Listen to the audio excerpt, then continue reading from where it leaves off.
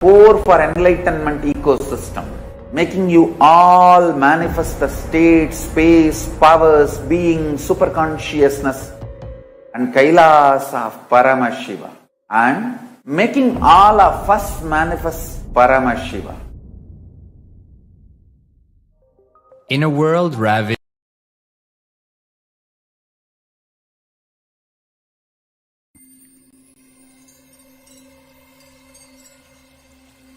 I welcome you all with my love and respect. Let you all open all your three eyes. Om Nithyananda Paramashivam.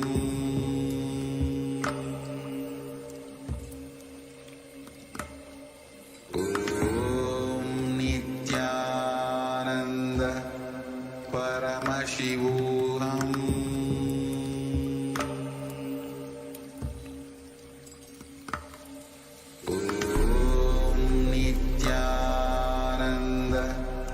Paramashivam.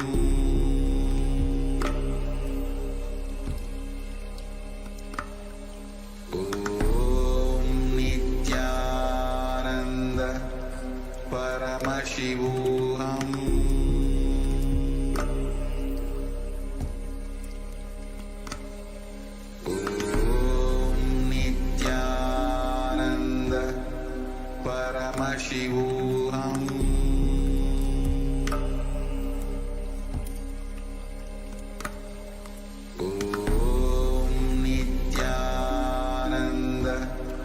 Paramashivam. Om Nithyananda Paramashivam.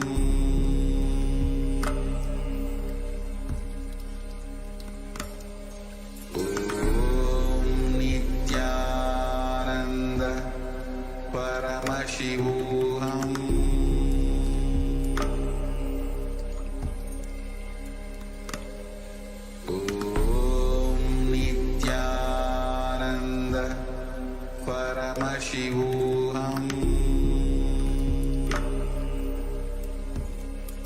Paramashivam.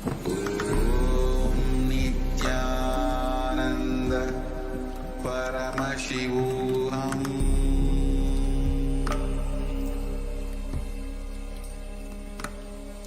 Om Nithyananda Paramashivam.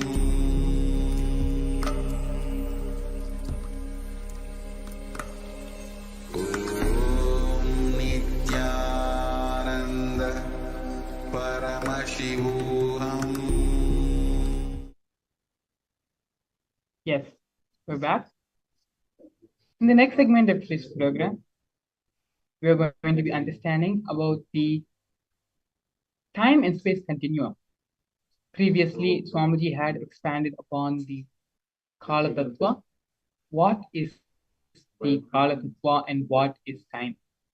Now, the Supreme Founder of Hinduism, Swamiji, is going to be expanding in space continuum.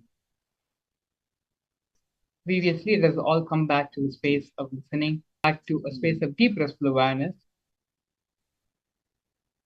Move from the space of hearing to listening, so that all the truths being delivered by the Supreme Founder of Hinduism can be imbibed into our being, can become a part of our very cognition. And that can happen only in the space of listening. So please sit straight, your head, neck, and spine in a straight line. Close your eyes. And remember Swamiji in your third eye. Visualize Swamiji sitting there in your third eye as Paramashiva with the 25 heads and 50 hands. In this deep, restful space of awareness, let us now enter into the Sattva.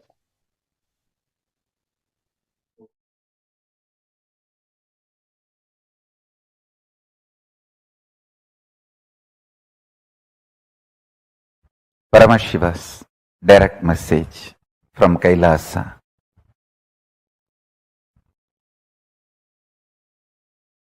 The dimension of Chidabhasa of the universe, where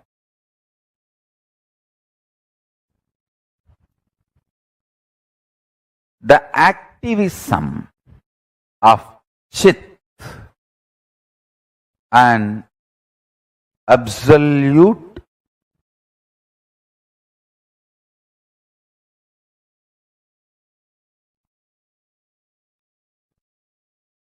pure existential reality of Chit. Listen, the activism of Chit, we call it as Shakti. Its pure existence of Chit is called Paramapurusha.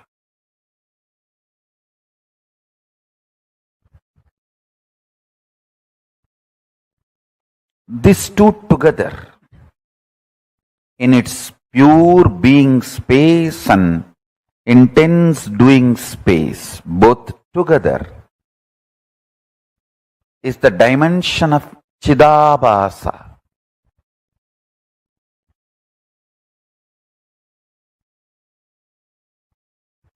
That space of Chidabhasa is the source of all these 5 dimensions of the universe: length, breadth, depth, time, space. Because modern day scientists are trying to use 2 different words, time and space, I am also using the same way, but in reality, time and space is a single sheet.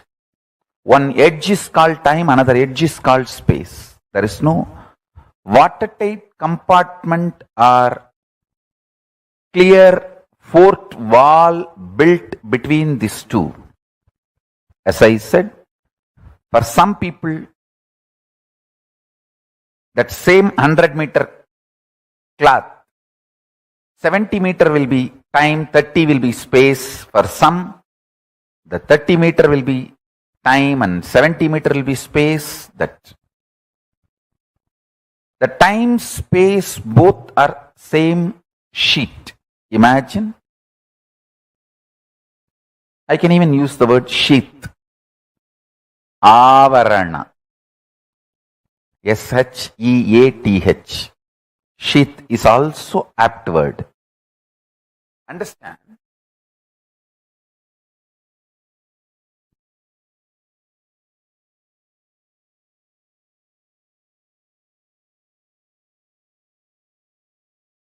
Whether you know it or not, realize it or not, your thought current and your reality is not separated by any wall or any border. What you again and again persistently put in your space starts manifesting in your time. What you again and again and again practice in your time starts manifesting in your space.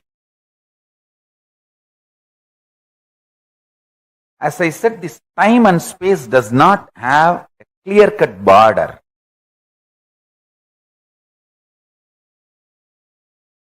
For some people,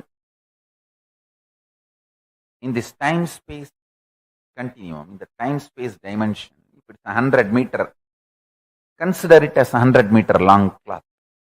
For some people, 70-meter is time and 30-meter is space.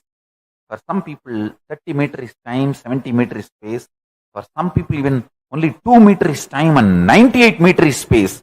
For some people, 98-meter is time and 2-meter is space.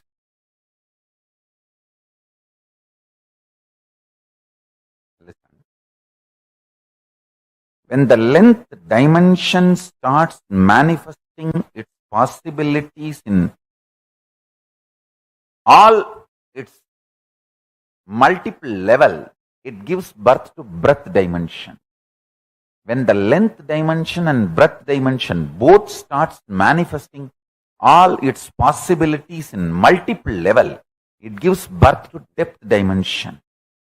When the length dimension, depth dimension, breadth dimension, all three starts giving birth to all the infinite dimensions of them in multiple levels, in all possibilities, spontaneously and simultaneously, they give birth to the dimension called time. When Paramashiva's direct message from Mahakailasa, listen. Chidambara, the arena of the cosmic dance, is living space. Understand? Modern day scientists, with their human mind, are able to understand about space only now, too little and too late. Understand? They are trying to understand space. Modern day scientists are trying to understand space. What they understood till now, too little and too late. Thousands of years before, Hindus had a clear understanding about what is space. Space is living existence, living entity. I should say closer to consciousness. Space is very closer to consciousness. I'll give you some of the important, powerful cognitions about space.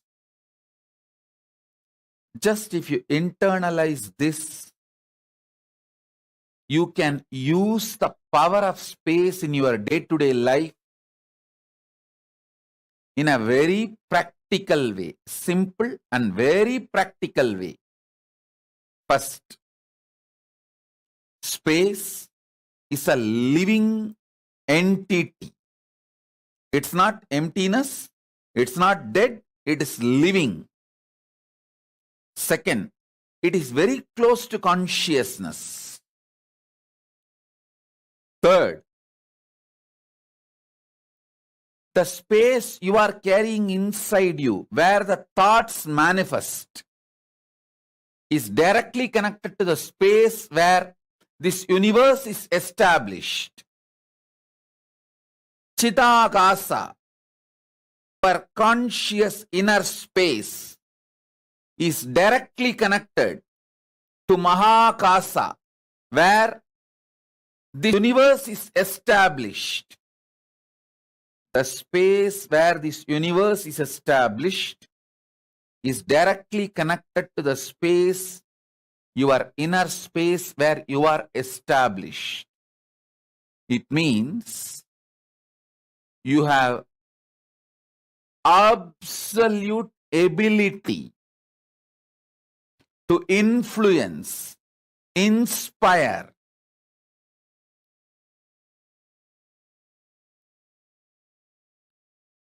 directly intervene with the outer space on which the world is established. Any mass has a power to influence the space. When you are able to influence space through which you can influence anything which is established in the space, and just by sheer power of thoughts.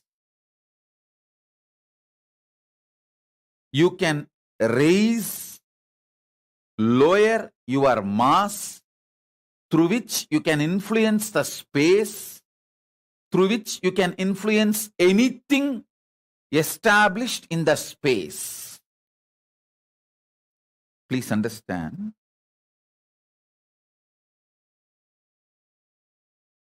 When you meditate on cognize something very heavy, higher than your brain can grasp,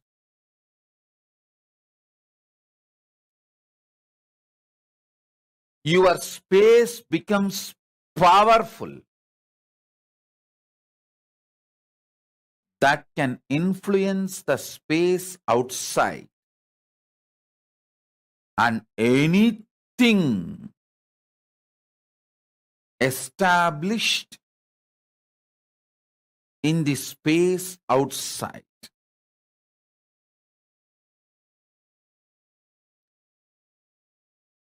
I'll repeat.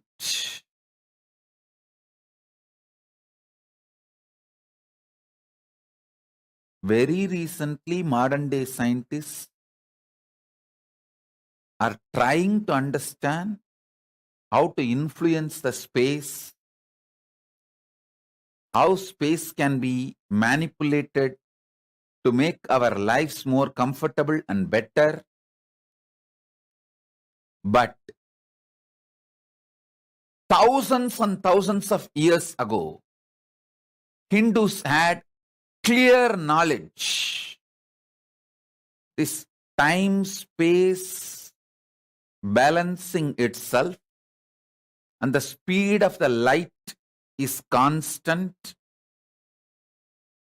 and the continuum of time-space balancing itself almost like eternal. All these are known to Hindus long before, thousands and thousands of years before. I'll add some more truths.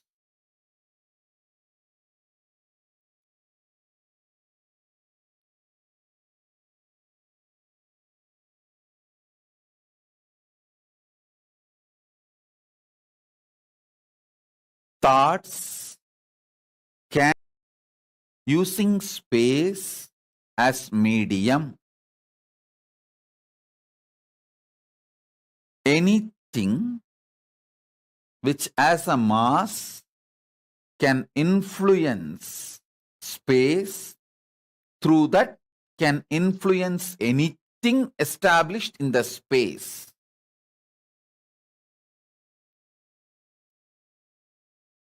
Let me be more clear and straight.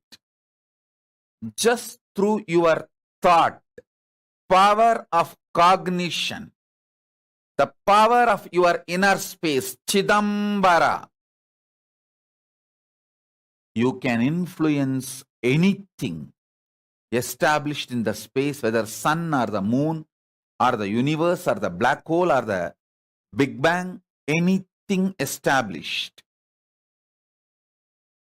in the space can be influenced through the power of your inner space.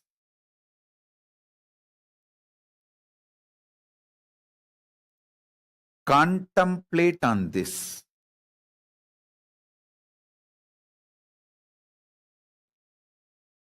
I have come down from Samadhi, brought these few important truths for all of you to chew. Internalize this. Let's understand this concept, Kevala. Whenever you relate with the past connections, when you work with the past relationships, that time pulls you into that space because of the time-space continuum. See, a being which understands it is alone, Kevala, is a base material, raw material, where extraordinary powers, experiences, and enlightenment itself can flower. But once your inner space experiences the past times,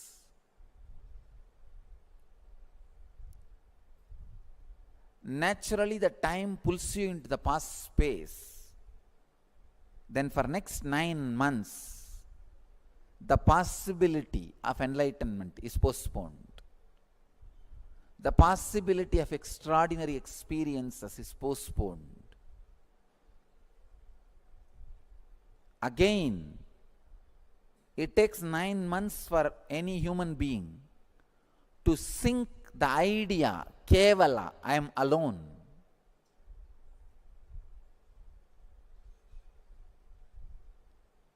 The first lesson kids should be taught in our schools is they are orphans.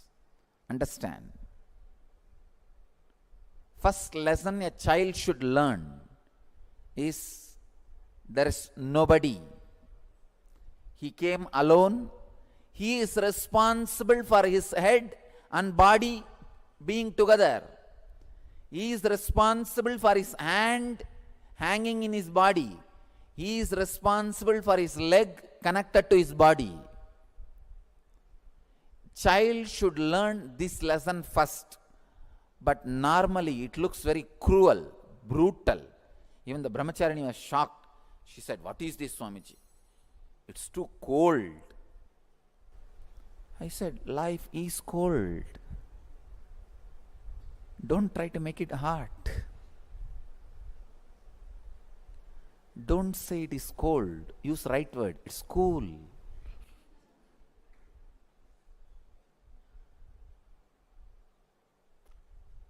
Child should know neither the father nor the mother or the relatives are going to be in his or her frequency. His or her frequency is going to be independently intelligent. Please understand, it is not going to be the extension of the parent's intelligence.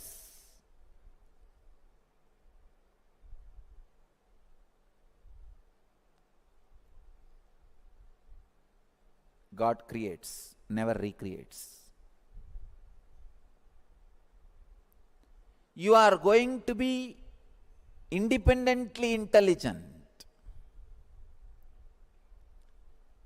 Unfortunately, this time-space continuum keeps you constantly as the extension of the elder's intelligence. I have seen this kind of mental setup, this kind of people.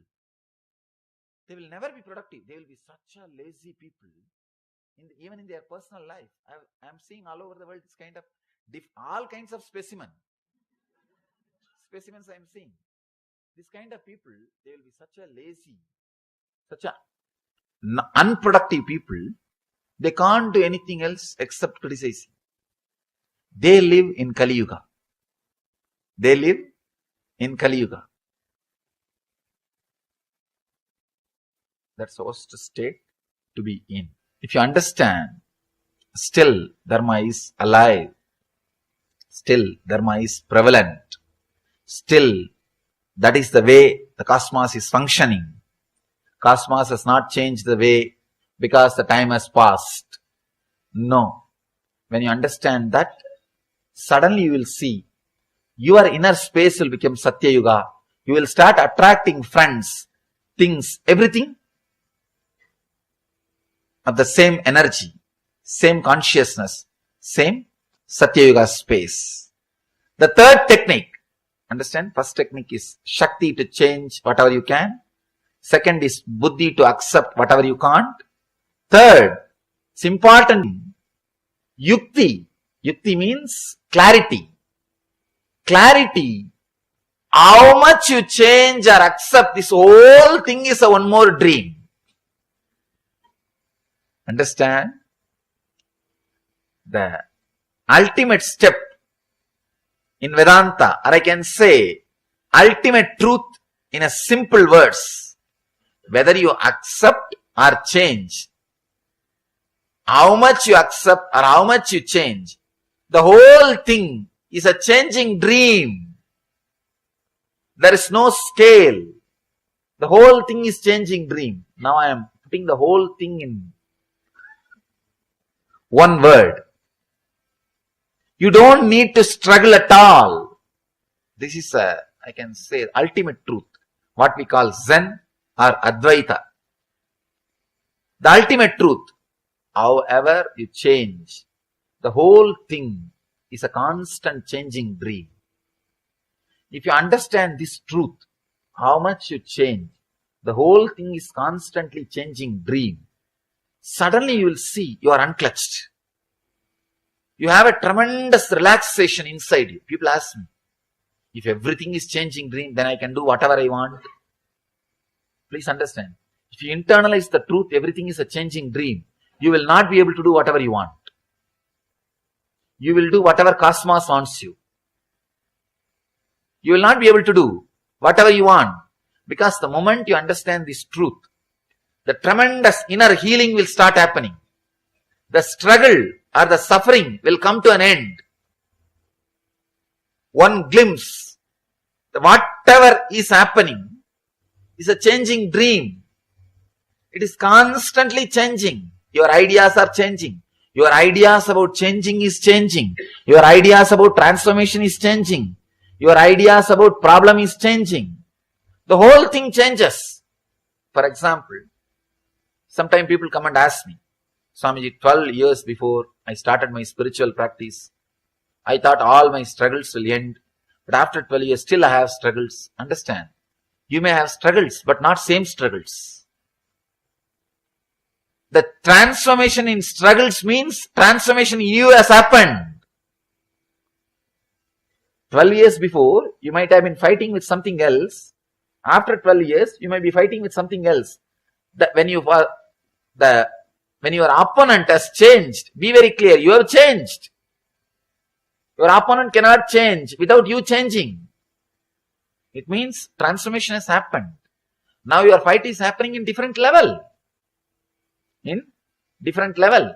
Means the whole thing is changing. 12 years before, what was your desire? What was your fear?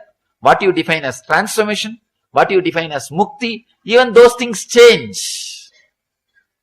Your concept about liberation constantly changes.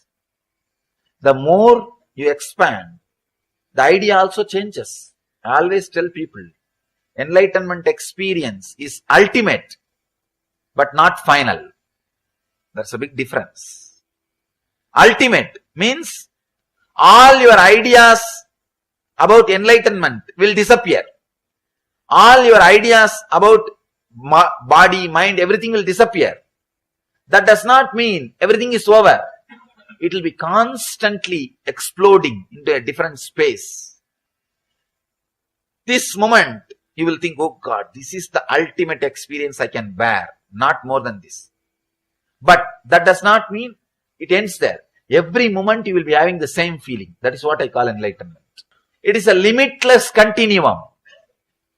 Please understand. Limitless continuum. It will be exploding, but constantly. What you think as ultimate now will be happening in you. After a few minutes, what you think as ultimate now will be happening in you. What you think as ultimate in this moment will be happening. Limitless continuum. The continuously. The whole thing is changing. It means your idea about enlightenment, your idea about desire, your idea about greed, your idea about you, your idea about Jiva, Ishvara, Jagat. All the three will change. Constantly it will be changing. That is what I call enlightenment. Please understand. People think enlightenment is retirement. No. No, you have an idea. After enlightenment, I will do this. I will do that. People come and ask me, Swamiji, what should I plan to do after enlightenment? I tell them, that plan he will do. You can't do. As long as you are planning to do, you will never become enlightened. Enlightenment is the last decision you can make. After that, you can't make any decision. All decisions will be made by somebody else or something else. All decisions will be made by something else. Constantly we think we are an accident. Cosmos is torturing us. No. Cosmos is not sadist. God is not punishing you. People come and tell me, no, Swamiji, you don't know, God is punishing me. Please understand, God has not come to that level to punish you. And you are not raised to that level to be punished by God. You are also not that great to be punished by God. God has also not come down to that level to punish you. We go on abuse the Dharma. No, you don't know, it is Kali Yuga. Dharma will not be prevalent. This history says, that Purana says, that Bhagavata says, that Sutra says, it is Kali Yuga. Life will be like this only. No. Be very clear. There is no such thing as Kali Yuga. There is no such thing as Kali Yuga. I am responsible for what I am talking. I know the meaning of the words I am uttering. There is no such thing as Kali Yuga. It is our impatience to look into the truth is what we call, or we claim, we come to the conclusion that it is Kali Yuga. Look little deep into the truth. You will see Dharma is prevalent. It is Satya Yuga. When you are superficial, when you don't look into the things, world is Kali Yuga. You are in Kali Yuga. You will attract only that kind of people around you. You will attract that kind of friends around you. You will attract that kind of relationships around you. You will attract that kind of situations around you. You will be living in Kali Yuga. Actually, in what conscious you are, you will attract only that kind of people around you. You will be in Kali Yuga. If you look little deep, if you have little patience to look into the reality, the truth, suddenly you will see the world is Satya Yuga. Still Krishna is playing. Still Rama is living. Still all the great masters are alive. It is Satya Yuga. Still Dharma is running. People ask me, what do you mean by this? So much of terrorism is going on, so much of poverty, so many war is going on. What do you mean by this? Still things are Satya Yuga. Understand, when Krishna was there was no war or what? When Rama was there was no poverty or what? No. Please understand. When Rama was there also, some part of the world, people were living in Kali Yuga. And even now, some people are living in Satya Yuga. So, Satya Yuga or Kali Yuga, the chronological time, it is nowhere related to chronological time. It is individual's decision. If you want, now you can enter into Satya Yuga. If you decide, from today, I will have different consciousness, then naturally you will attract that kind of friends. You can see in your life. If you are continuously having self-pity, you will attract the relationship friends who will torture you. You will see. You will continuously attract people who will abuse you because you feel very comfortable with them. After 3 days, you forget that they abused you. You can again relate with them. You find out their cell phone number. You forget just 3 days before you have been abused. No. It's okay. But he is a good guy. In the heart, he is very good guy. I don't know what do they mean by this word. In the heart, he is very good. Even though he abused me, in the heart, he is very good. They have their own technical terms to justify what is going on. You attract abusive relationships, abusing people, everything around you, if you are in that mood, if you are in that consciousness. So please be very clear. The moment you start clearly understanding, the whole world is going as per Dharma. It is Satya Yuga. Suddenly, you will attract the people who are living in Satya Yuga. You will create that kind of friendship around you. You will create that kind of circle around you. Suddenly you see you are in Satya Yuga. To enter into Satya Yuga, all you need to do is, you don't need to create Satya Yuga. Just tune yourself to Satya Yuga. That's all. The 6 feet, whatever is inside your skin, make that as Satya Yuga. Suddenly you will see whatever is outside your skin also will become Satya Yuga. Nothing else need to be done. You don't need to make the whole world, you don't need to create stages in every city and go and talk about Satya Yuga. Let the whole world become should become Satya Yuga, then only then I will enter into Satya Yuga. No. No. Just change your inner space into Satya Yuga. Suddenly you will see, you will attract that kind of friends. Suddenly that kind of books will reach you. That kind of DVDs will reach you. That kind of websites will reach you. That kind of newspaper will reach you. That kind of things will reach you. All other things will become, you will lose interest. Suddenly you will lose interest in all other things. In my whole life, I never went to cinema theater even once. People ask me, I studied in college. I studied diploma. People ask me, even in college, how did you manage, Swamiji? I said, somehow, part of my life. I'm not old person who lived 60 years ago, long before. I'm just 31. This generation. But that was never part of my life. People ask me, it is impossible. Without being influenced by cinema and TV, how can somebody be alive? I said, somehow, this is the way I am. They say, no, you are extraordinary, you are enlightened. Please understand, when you decorate the deity on your own, your intensity's ability to be continuity. Intensity is excitement in your inner space. Continuity is ability to keep that excitement as visualization till it becomes a reality. Please understand, these are some of the ultimate cosmic principles.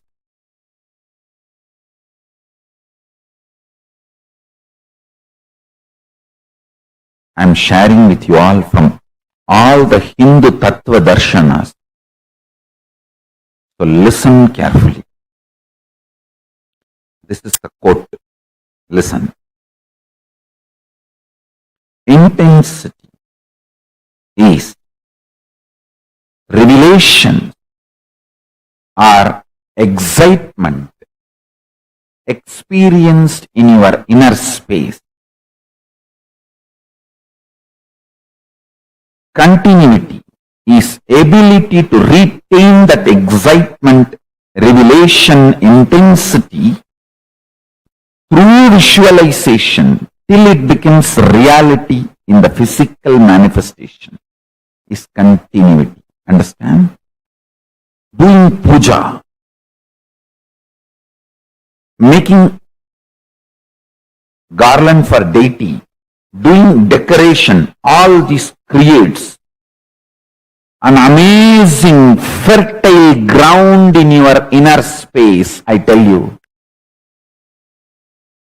I have done it in my life, multiple births. Life is not between one birth and one death. It's multiple births and deaths. I have done this in my multiple births and deaths. That's why I am telling you.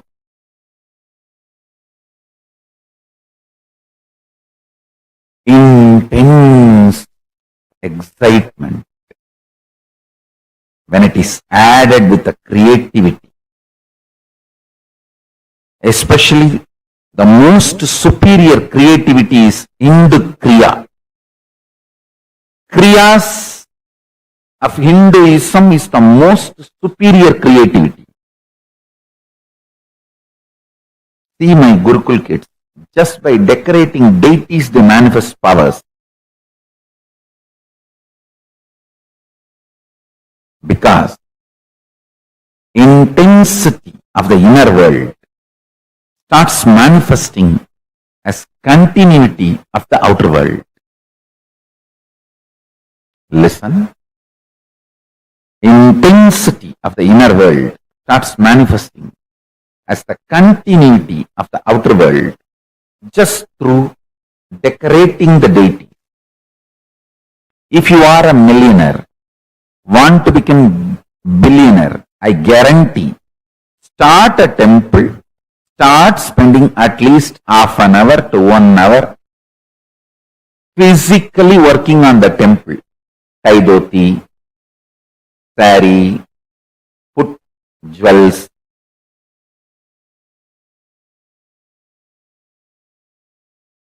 Enjoy the creativity.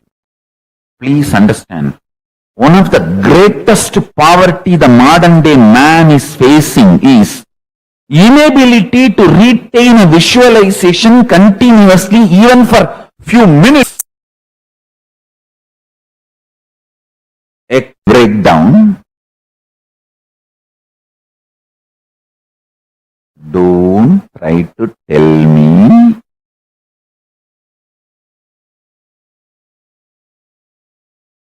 entertainment industry is full of creativity. No.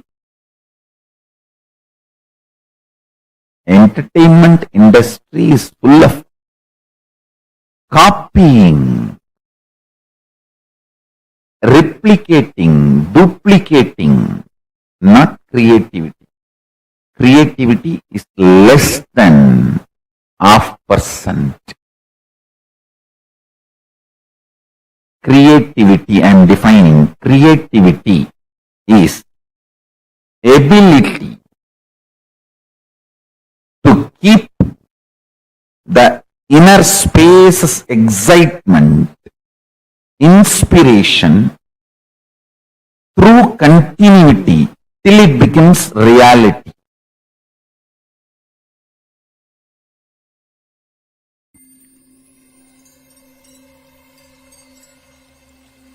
I welcome you all with my love and respect.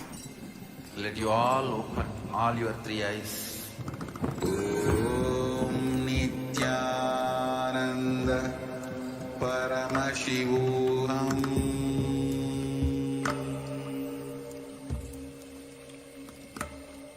Om Nithyananda Paramashivam.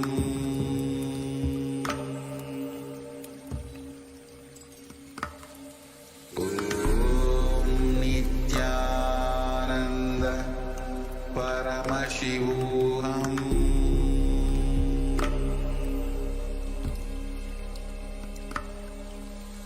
Om Nithyananda Paramashivam. Om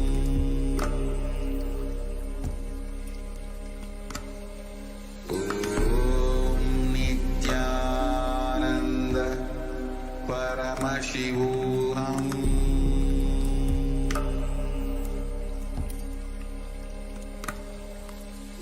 Om Nithyananda Paramashivam. Om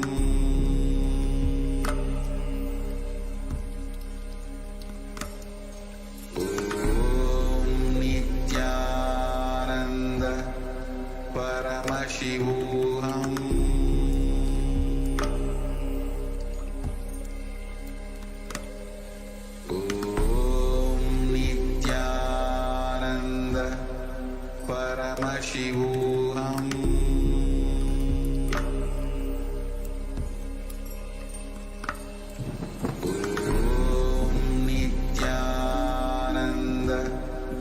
Paramashivam. Om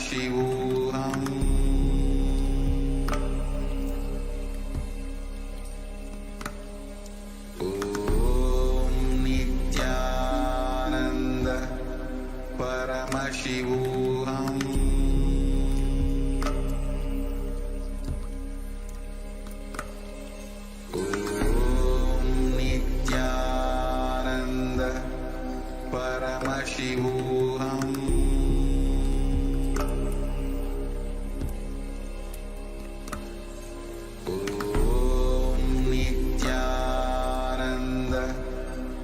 Paramashivam.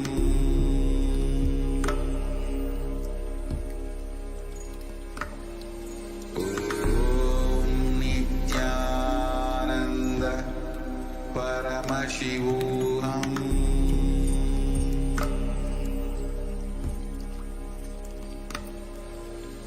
Om Nithyananda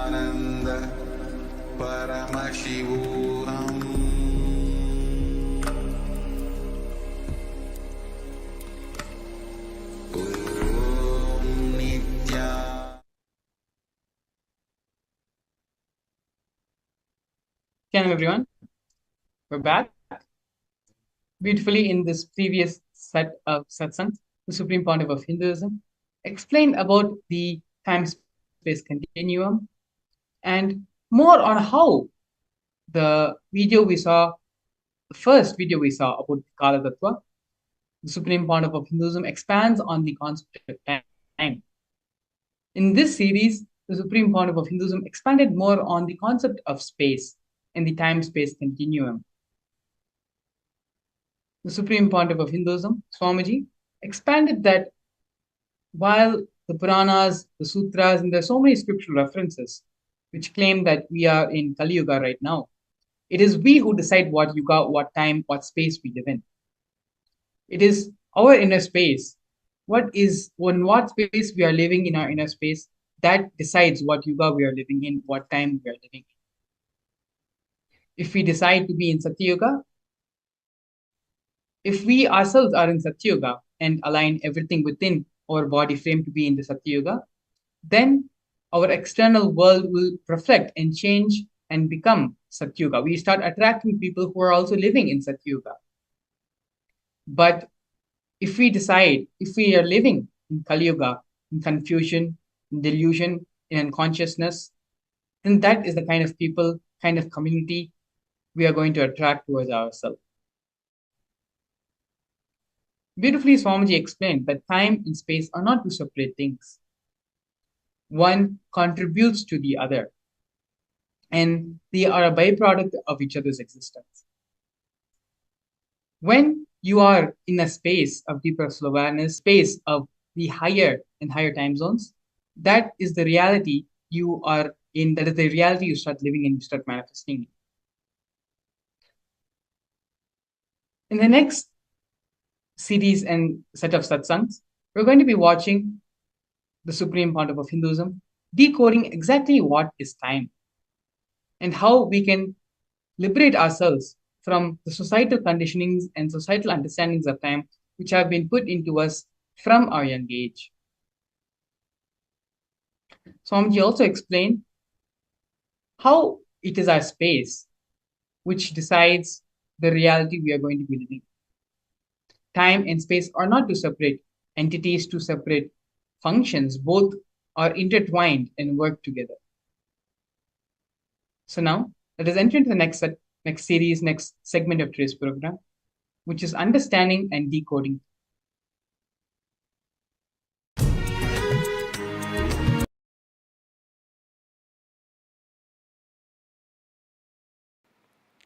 Nithyanandeshwara Samarambam Nithyanandeshwari Madhyamam Asmadacharya Paryantam Vande Guru Paramparam.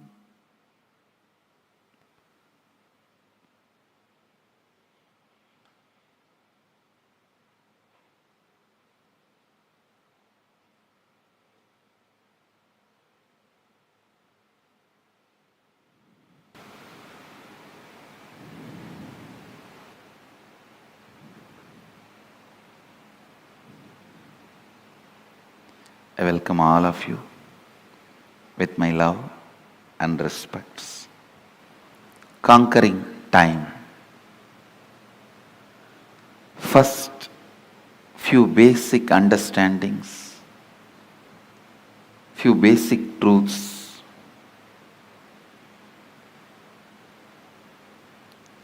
Please understand, every sacred secret, every sacred truth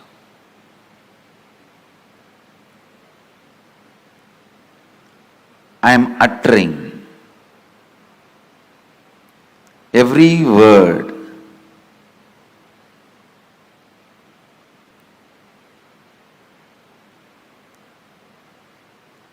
need to be internalized and internalized. Do not sit with the intellectual tiredness. Usually people have this pattern. Tell us finally what we should do. No, things don't work like that. Please understand.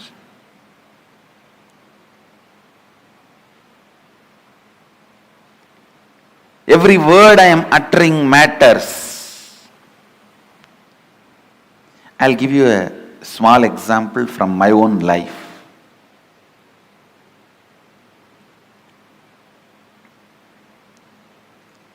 One of my guru, Annamalai Swamigal, in course of conversation he told me that we are not the body, we are beyond pain and suffering. When I was sitting alone and contemplating about it, we are not the body, we are beyond pain and suffering. What does he mean by it? I actually experimented. I took a knife and cut my thigh to see whether we have pain or not. Of course, I had pain and I was taken to hospital and stitches were done and all that has happened. But I could not think what my guru uttered is lie. I was continuously contemplating. I had a yoga guru. He was also a Paramahamsa. One day he explained, he usually comes to the house where I was born and brought up. He will come home early morning, 4 o'clock, and drag me out of the bed and take me to the temple and teach yoga. I was a kid. Sometimes the moment I am out of bed, he will make me drink coffee so that I will not go back to bed. One day he was telling,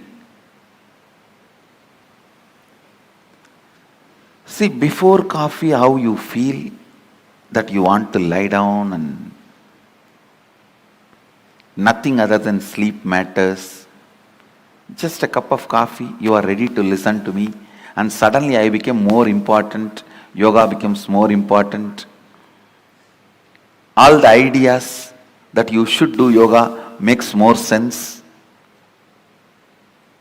Without a cup of coffee, all the ideas you should sleep makes more sense. Just with a cup of coffee, all the ideas you should do yoga and take care of your health, build your body so you can get enlightened. All these ideas make sense.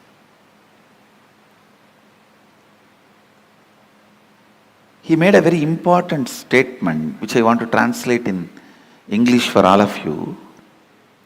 He said,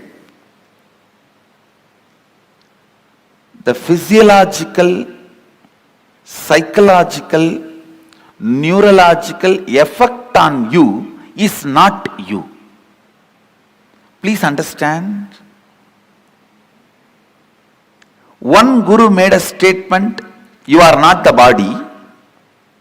The other guru made a statement, the physiological, psychological, neurological effects happening on you is not you. How many of you click with that second statement? Actually, both statements finally mean the same, but the second statement suddenly made so much sense to me. Yes. Please understand. Because I could see my seeking is not just equivalent to a cup of coffee. But a cup of coffee can make such big impact. It can just drive away the sleep, make the whole yoga happen in me with enthusiasm, excitement. So when I was analyzing, cup of coffee cannot be equivalent to my seeking.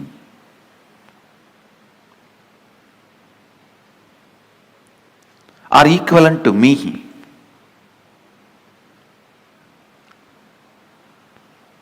Understand? The idea he conveyed to me, my Guru, is whether you have the feeling sleeping is more important, that is my first priority, I don't care about anything else, or you feel no, after a cup of coffee, the thought current, no, I have to be doing, this has to be done for my enlightenment, for my growth.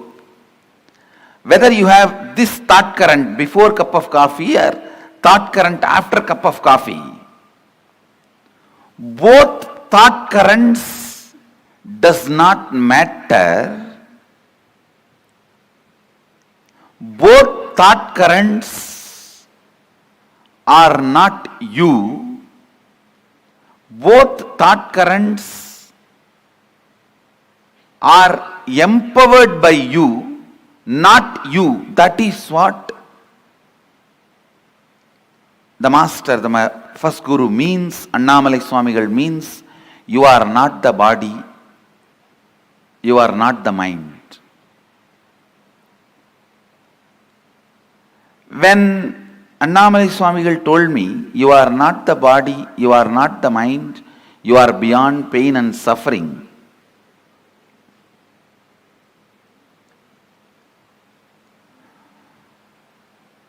the statement did not make sense for me. But when my yoga guru explained,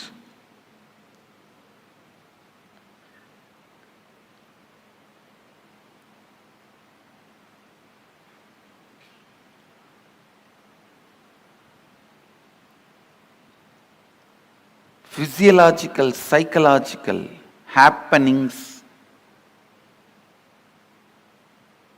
are not you. It really made sense. Understand? Throughout this program, every statement I make is going to directly what space which is required for me to transmit this experience to you. Actually, when I had the click, oh, psychological, physiological, neurological effects happening on me is not me, I tell you. From the next day, I didn't need coffee to wake me up. The understanding,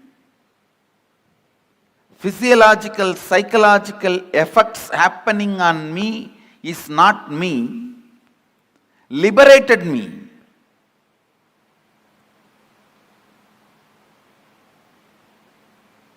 Not only from coffee, after that never ever I understand something called low mood or depression or not feeling well or stressed. I tell you, all these words are really strange. Still I am not able to comprehend those words. When people come and tell me, I really feel bad for them, but I feel, oh God, I'm not able to grasp what they mean by this word. All those words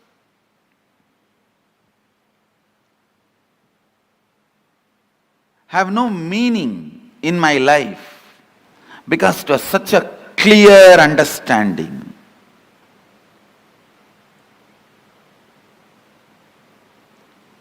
Now sit to grasp those understandings. If you are sitting with the idea, All these are okay, Swamiji. You tell me finally what I should do, I will do that. That is intellectual tiredness. Please understand. Egg, if it is broken from outside by force, a life ends. If it is broken from inside, a life starts. If you sit with intellectual tiredness, you finally tell me what I should do. Even if I tell you finally what you should do, if you do, it will be like a breaking the egg from outside. Even if I transmit experience, you won't retain it. When I transmit and you don't retain, it is called Satori. When I retain, it is called Samadhi. Annamalai Swamigal, what he tried to transmit, what my yoga guru transmitted, Yogananda Puri, both are actually one and the same. The first transmission may be my intellectual tiredness. It was only a Satori, it never becomes Samadhi in me. But the second, when Yogananda Puri explained, maybe it clicked with me, it becomes Samadhi, a permanent experience. After that, never ever I had a respect for any of the physiological, psychological happening in my system. And no physiological, psychological happening could have any say on my system. Please be in the space of internalizing every truth I am going to share with you. So, it becomes Samadhi in you. The permanent transformation in you. It becomes eternal understanding in you. We are going to have a special meditation process end of the sessions today and tomorrow. But that does not mean that is the essence of the session. Now you don't need to be receiving. Every word I am uttering is a process. Please understand, because the subject is so subtle.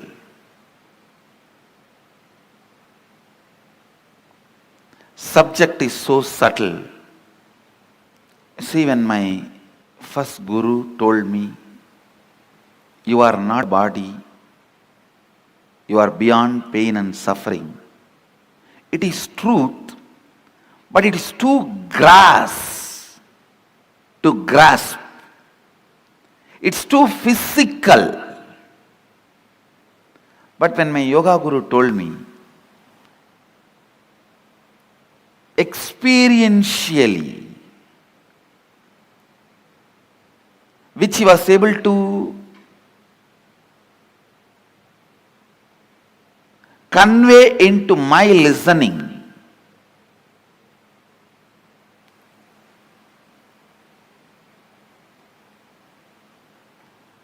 the psychological, physiological, neurological effects are happenings in you is not you. Not only it clicked with me, it brought tremendous liberation. What my first guru, the Annamalai Swamigal, was trying to make in me, the yoga guru made it because he spoke into my listening. Now, every statement I am going to utter, I want to speak into your listening. I will also take the responsibility of making it as clear as possible.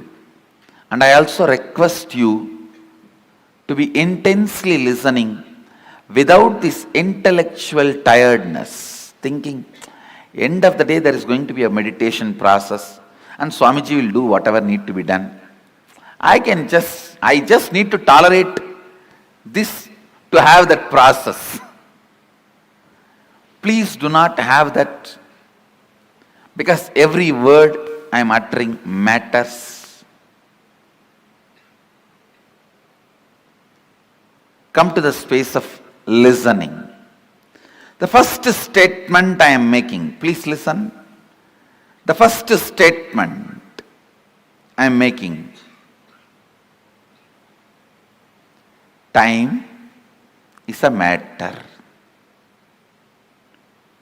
Second statement, it is not absolute as you think. Please understand.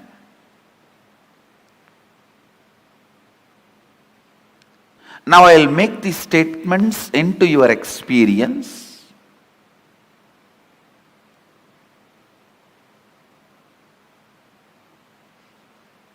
These two are the Mahavagyas now.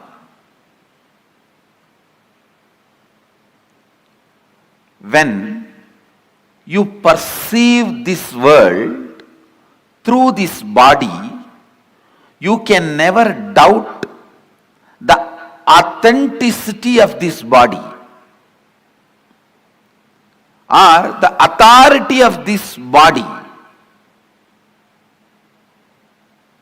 But when you are perceiving the dream world through the dream body, this body does not have authority over you.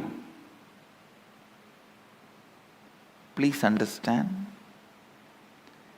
When you are perceiving dreams with the dream body, this body does not have authority over you. Same way, when you are perceiving this world through this body, the dream body does not have authority over you. When you understand there is a body which has authority over you at some time, does not have authority over you in some other time, you can understand this body also has authority over you sometime, does not have a right over you in some other time. Listen. As long as you perceive this world through this body,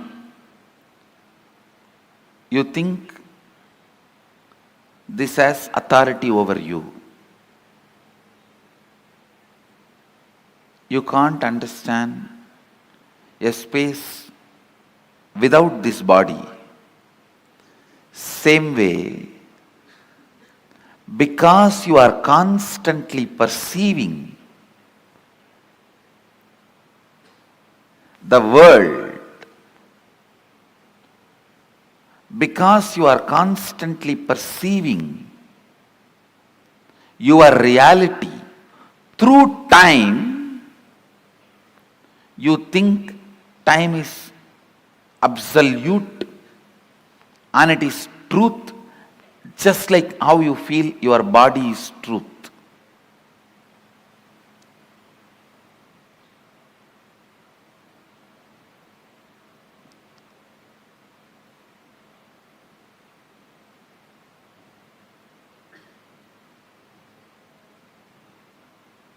Listen. I'll repeat the essence.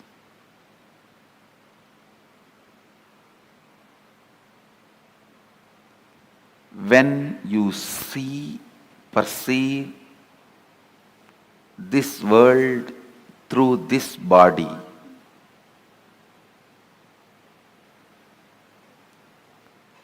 you take this body as authority. Sometimes you question this reality, but not this body. When you are so busy in doing business with currency, you forget to question the authority of the currency. Itself is a myth. When business using diamonds, you forget to question the authority of the diamond. You are so busy in giving 100, taking 50, giving 200, taking 400. You forget the diamond itself is not something precious, or it does not have an authority other than created demand. Please understand.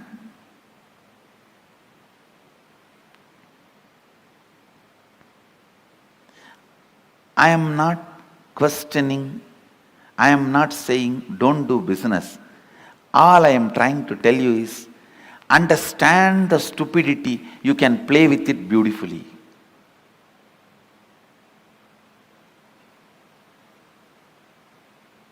The moment I understood, it clicked with my system that physiological, psychological effects on me is not me. So much liberation. Such liberation.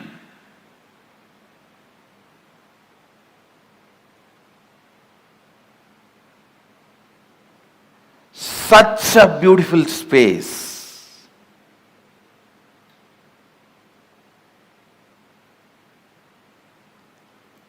It was such an absolute ecstasy. Knowing even that ecstasy is not me.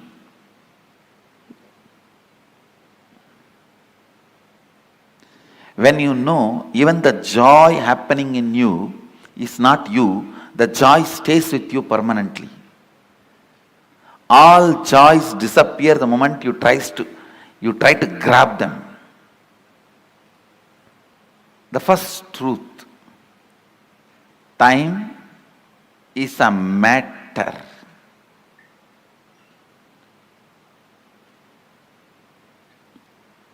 And it does not matter.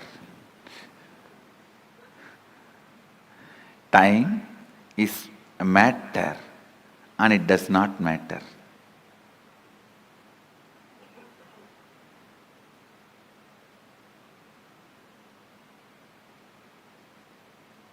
You can manipulate it as you can manipulate your body. Understand? You can make your body big or small with certain practices, diet control. You can manipulate it. You can play with it. Same way, you can play with time. You can play with time. How? We will see next. But some of the basic truths, you can play with it.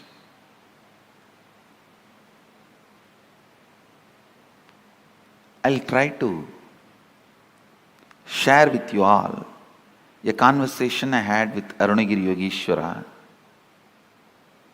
It's too personal and intimate, but I think I have to share so that you will understand the concept of time as Mahadeva explains in Agamas.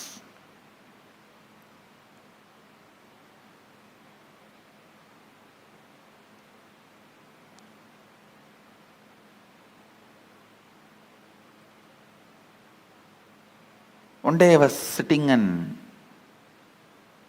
talking to him. I was just so much in love, awed by his presence. It will always be for spending time I will be talking. There is nothing serious about what I am talking to him. That is why how much ever I try, I am not able to recount or recall everything I heard from him. Very less only I am able to recall, because All the time I was only odd and just I want to spend time with him. That was the purpose. So talking is only secondary. I was talking so that he will not get up and go. To make him sit, I have to talk. Listen carefully. The conversation was time and space.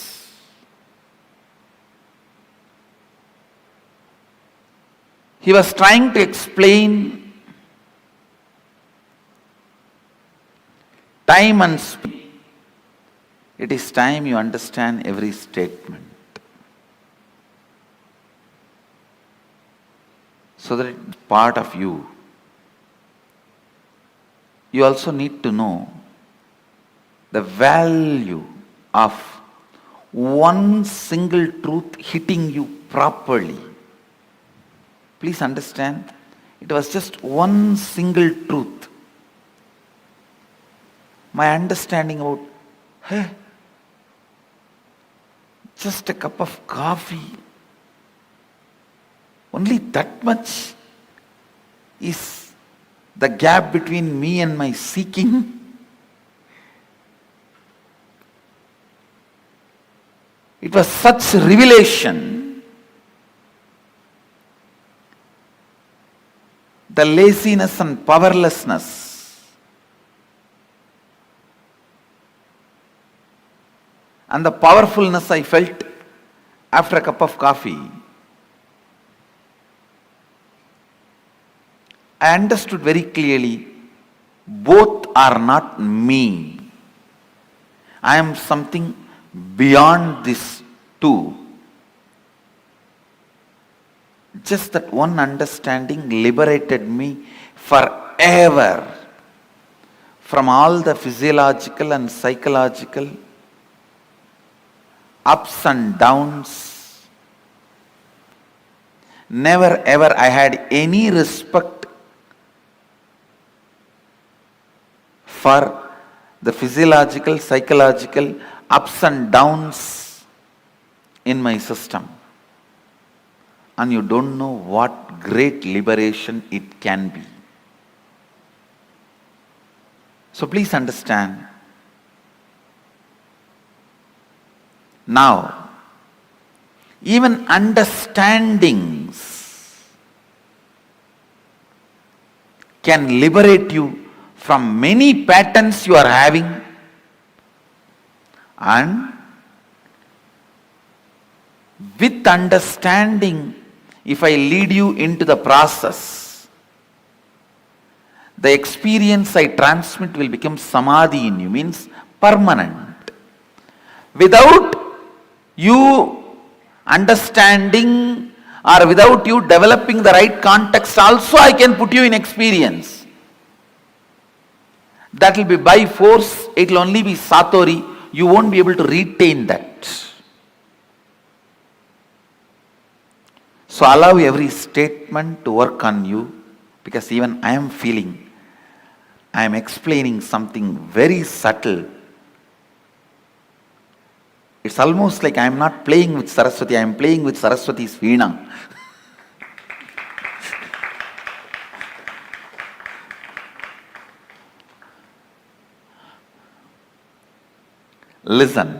Listen to this conversation I had with Arunagiri Yogeshwara, because this is going to give you a very important click understanding about time.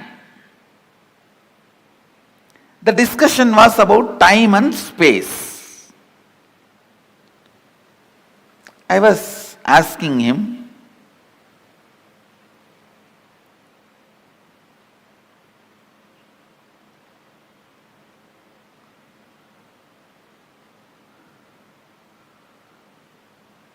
some questions about Kala Bhairava. That is the way the conversation started, and he was trying to explain the time and the effect of time on our system and our understanding. Naturally, I could not grasp everything immediately.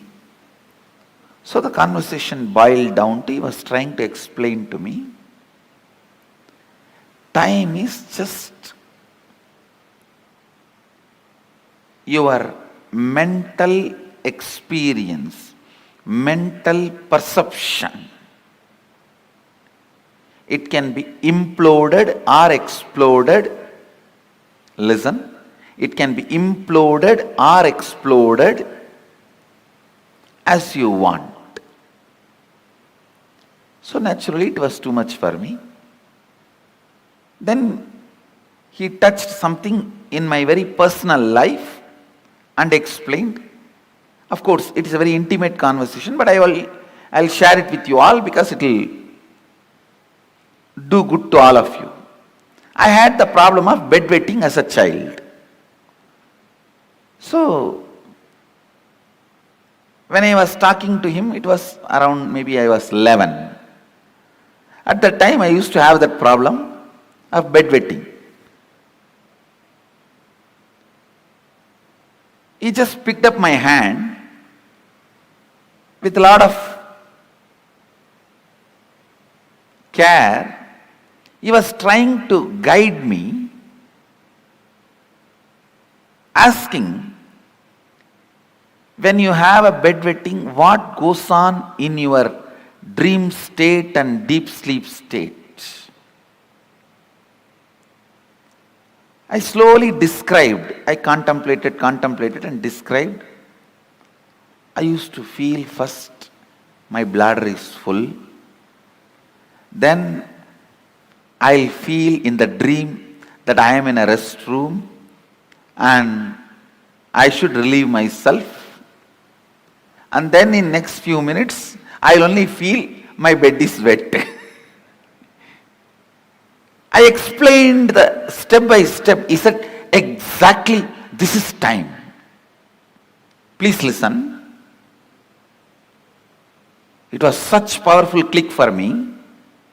I'll tell you exactly what he said. He said, how the moment your bladder is full, your brain can create the restroom which is not there, give you the comfortable feeling, you are protected, safe, you are in a proper place, please relieve yourself. Only after that signal goes to the body, the internal organs decide to relieve and relieves itself.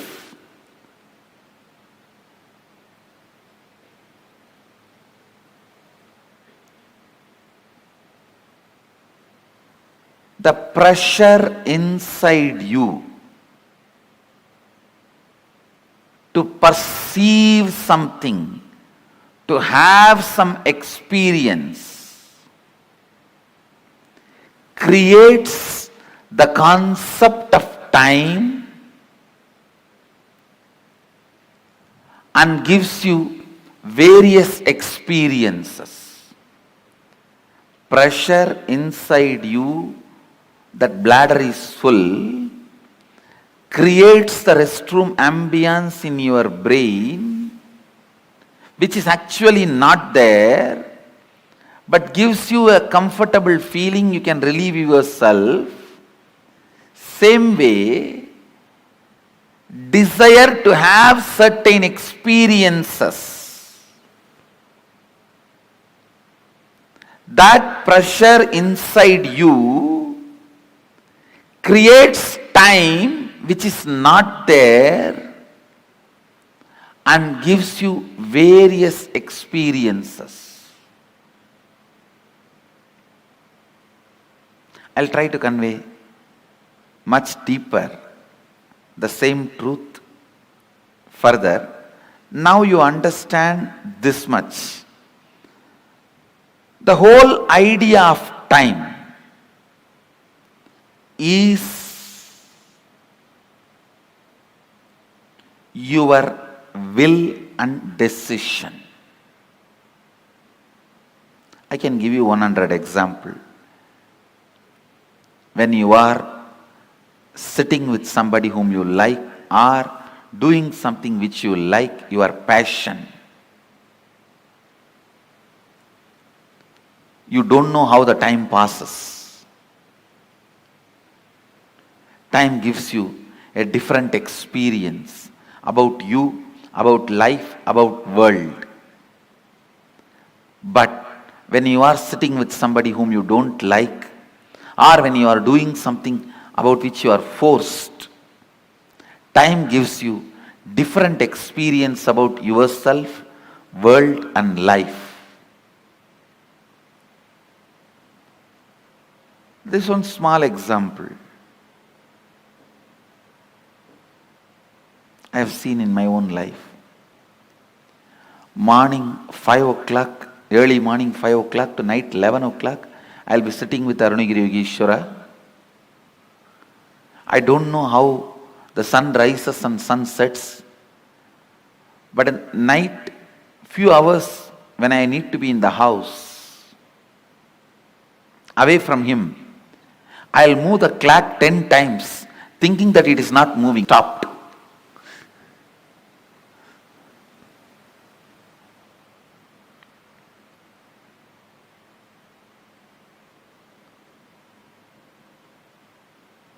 I'll feel why the nights are so long. Time is slow when you wait. Time is fast when you are late.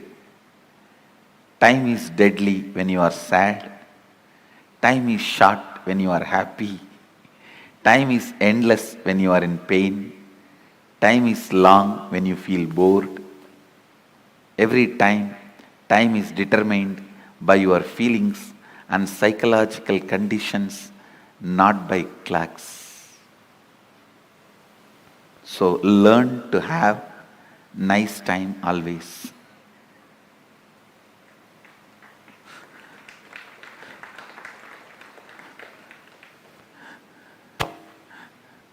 Whatever now I am sharing, most of you may know that ideas, nothing new. But I am trying to set the context so that I can lead you into the deeper understanding, especially the experience to make these understandings permanent.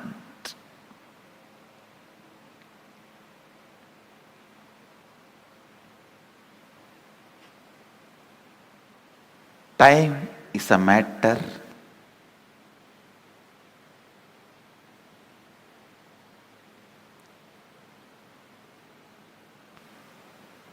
it does not matter.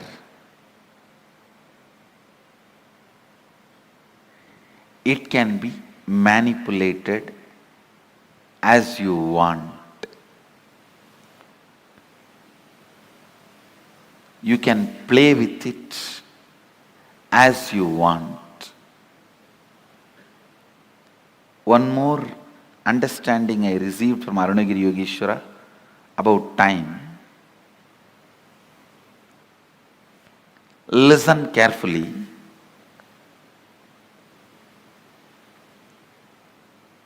The whole life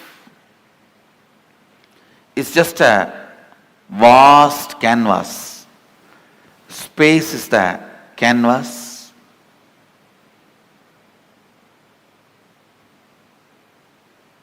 Imagine 200-mile length canvas on which lot of paintings are there. The paintings which you already perceived is called past. The painting you are perceiving is present. The painting you are going to perceive is future.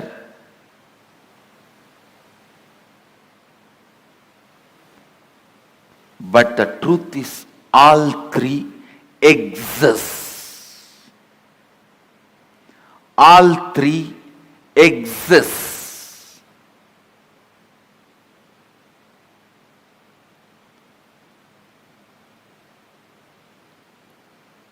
Next statement I am making. Please listen. First statement I am making. Past, present, future, all three exist. And the next statement I am making, you can alter all the three. We always think, if all three already exist, how can I alter my future?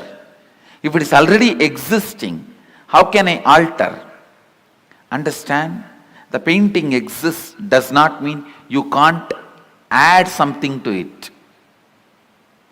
Your powerlessness, I can't add something to it, only makes you stop adding. And very important statement I am making now. Not only you can alter the future, you can alter your past. How? We will make. You can alter your past.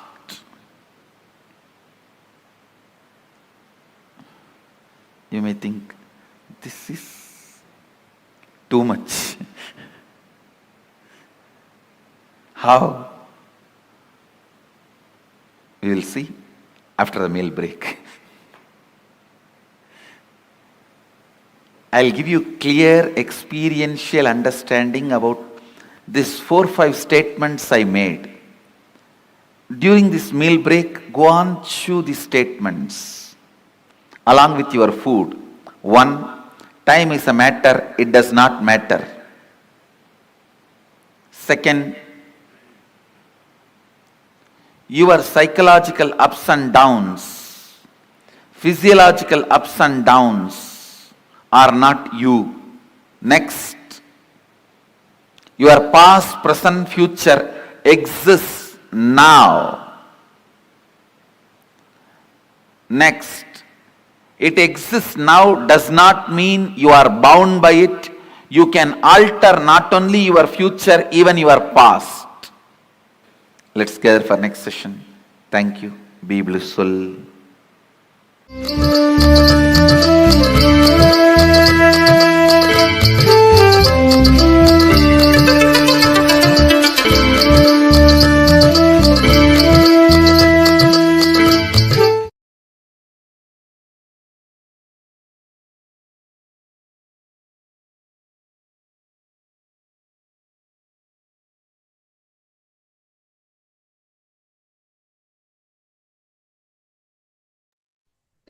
Sorry for the technical glitch. Beautifully in this webinar, the Supreme Pontiff of Hinduism explained the science of time and exactly what is time. Swamiji gave a beautiful example. For our whole life, our whole reality is just a long canvas. Time is the painting, is the drawing which is happening on the canvas. Everything which we are perceiving, our experiences, everything which we are seeing, what we claim as the reality which is happening around us, all of it is nothing but time, nothing but matter, which is created by us, can also be destroyed by us, and can be manipulated and transformed into any other form of matter, into any way we want it to be. Beautifully, the Supreme Pontiff of Hinduism also gave multiple examples from his own life and the direct truths and revelations and teachings Swamiji himself received from Arunagiri Yogeshwara about time. Time is a subjective reality. It does not exist as objective for everyone. When we are happy, time is short. When we are in sorrow and pain, time never seems to end. When you understand these fundamental cognitions and fundamental truths which Swamiji revealed about time, then you'll simply know how to use time to manifest what you want in your reality, what you want to manifest in your life. Attending the Paramashivam program will help you and bless you. Swamiji will bless you with the power, the intelligence, and the knowledge and experience to make time as one of the toolkits to manifest whatever you want in your life. So, without further ado, please go ahead and the QR code and the link to the Paramashivam registration website is being projected below. The program which Paramashivam can offer you, what it can provide to you, what it can contribute to your life is invaluable. No matter how much ever we talk about it, the benefits and the different things which you will be learning in the program, it will not equate to the experience which you will receive from the Supreme Bond of Hinduism during the program. So without further ado, please go ahead and take the next couple of minutes to register yourself for the Paramashivam program. And with this, we're going to be entering the next segment of today's program, followed by the Bhava Samadhi Darshan of the Supreme Pandav of Hinduism in the Virabhadra Bhava Samadhi Darshan. So with this, we are now going to go for a break and join later in the next session. Thank you, Nithyananda.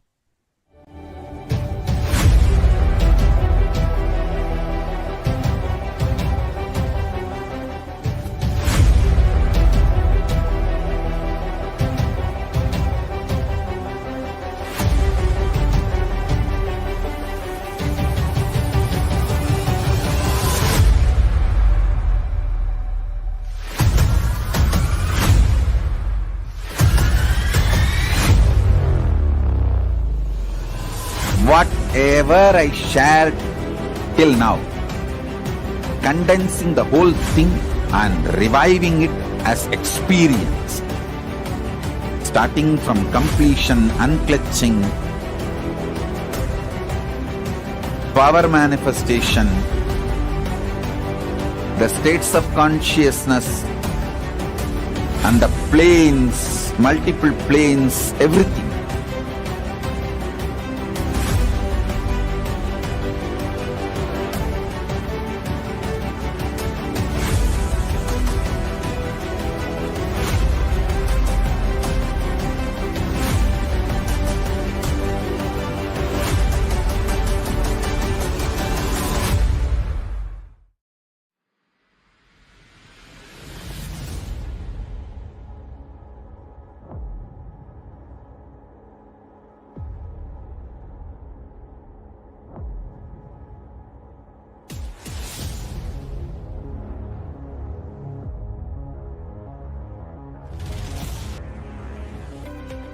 Anything presented to prove you are not Paramashiva is illegitimate. Decide this. This is super determinism. Understand? Anything you declare as illegitimate will lose power over you, will die in few days, few minutes, maybe in few weeks, whatever few days it takes. It will not have power over you. Understand? This is the method for sudden enlightenment. This is the method for sudden enlightenment. It happens by the Shaktipada. Here Paramashiva is sitting to tell you all, you are Paramashiva, you are me, with Shaktipada and Shaktinipada. The Dvitiya Vijnasa Krama is an extensive and thorough yoga sequence to prepare your body to receive the experience being given by the Supreme Pandav of Hinduism. Through the yoga, which is aligned as per the source scriptures laid down by Paramashiva and the Agamas, Nithyanandam Paramasukadam Kevalam Jnanamurtam Gandvatitam Gagana Sadrisham Tatvavasyadilaksham Ekam Nityam Vimalamachalam Sarvadi Sakshibhutam Bhavatitam Trigunarahitam Sadguruntam Namami. Nithyanandam. I welcome all the viewers and participants over 175 countries joining with us for the Bhava Samadhi Darshan of the Samhara Murthis of 64 manifestations of Paramashiva, manifesting through the Nijavatara, the Supreme Pontiff of Hinduism, Bhagavan Nithyananda Paramashivam. And we are going to be having yet another exciting segment today with amazing guest speakers who are here to share their life journey. And their life journeys are something so much profound. We can see the impact of the Supreme Pontiff of Hinduism's teachings, his initiations and blessings, how it can influence in the individual level and in the community level. And today's segment is going to be about women empowerment. Yes. So you may think, yes, I've heard this before. I think I have heard a lot of shows about women empowerment. Yes, you may have heard about it. But today's segment is going to cover and unleash some of the very interesting facts on how Hindu feminism is far more advanced and powerful, and how Swamiji has empowered and taken this aspect of Hindu feminism and advanced so many milestones of Kailasa forward over the last 30 years.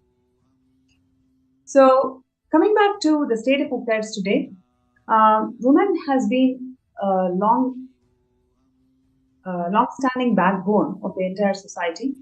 But if you take the women in the current society today, there is a lot of inequality, oppression, gender justice, and also sexual violence and physical violence that has been encountered by women almost, we can say, 1 in every 3 women has encountered this sort of oppression and gender violence every day. So, though we may feel that, okay, I am in 2023, so many things are advanced, and people are progressive, and that's what we would expect it to. But yet, if you see the stark reality, 1 in every 3 women experience physical and sexual violence either in their home, in their families, or in their workplace, or how they are treated in the society. So this is the stark reality that we are in today, and what are the solutions that we have got in hand? So Hinduism is the most progressive, and Dharma has solutions for every single world problem that we are facing today. And Kailasa, with an active global presence in more than 175 countries, is one of the largest knowledge source on Hinduism, where so much of knowledge repositories and so much of solutions that Hinduism has got to the world, Kailasa is able to retrieve and package it and present it in a user-friendly manner. So the issue that we're talking about today is about the gender violence and inequality and oppression that the women are facing today. Kailasa has time-tested solutions just by empowering women with the right understanding of feminism. Kailasa has given a huge breakthrough in this subject. And that is definitely a testimony. If you talk to any Kailasian who's a woman, you can see the confidence that she radiates. You can see the context that she holds. It's mainly because the way the Supreme Pontiff of Hinduism, Swamiji, has enhanced and empowered the right knowledge about Hinduism and feminism. If you take today's feminism, most of it is all about competing with the other gender. It is never complementary, or it is never making femininity as something unique and something contributing and something extremely advanced. Just with the power of femininity in each of us, whether it is a man or a female, everybody has got that component of feminine consciousness. With the completion of that feminine consciousness, man attains his highest possibility. Giving that right perspective of what is femininity and how it is unique, and how by awakening this component in each of us, it can lead to ultimate enlightenment. This perspective is definitely not there. It's definitely not taught in today's feminism. And that is exactly how Swamiji has enabled and empowered all the women in Kailasa and the Hindu women today to attain their peak possibilities in life. And in Hinduism, Swamiji beautifully shares that feminism is not about conquering men. It is about strengthening the whole universe. In Hinduism, feminism is not about fighting with men or conquering men or fighting for an equal status as men. I'm sure so many of you can connect to this very interesting statement that Swamiji has given, because that is exactly how people feels about feminism, right? If you connect with any of the feminism debates or any of the feminists or activists, mostly the whole subject is around conquering men or competing with men. It is never about empowering the whole universe. And what Swamiji shares is women has their own unique place. We call women as Parashakti, manifestation of Parashakti, and all the women around the world, empower yourself with the spiritual strength and realize your uniqueness and contribute to the world. So, the right introduction, giving the right introduction to you, literally gives the very genesis of your identity. It empowers you with the right genesis of the identity. It empowers you to define who you are. And from that space, any action, any reaction that's happening, it all lands in auspiciousness. And we'll take a look at a small video where Swamiji defines Hindu feminism.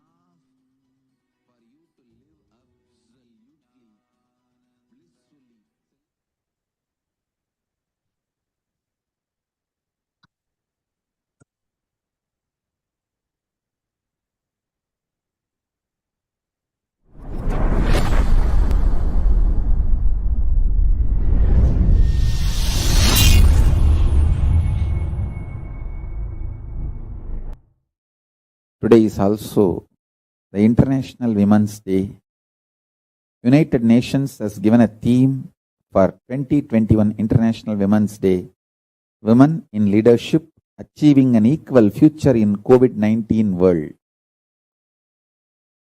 My message on this International Women's Day: understand, Hindu tradition empowers women.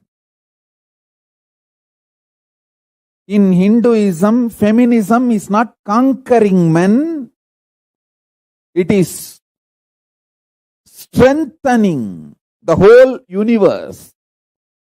In Hinduism, feminism is not all about fighting with men or conquering men or not even equivalent to men. Women have their own unique place. We call women as Shakti.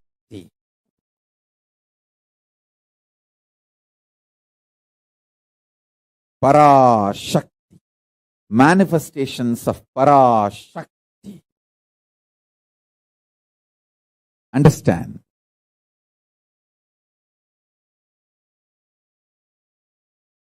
All the women all over the world, empower yourself with a spiritual strength. Realize your uniqueness and contribute to the world. That is my message on this International Women, and my blessings and support for all of you to achieve everything best in this universe, including enlightenment.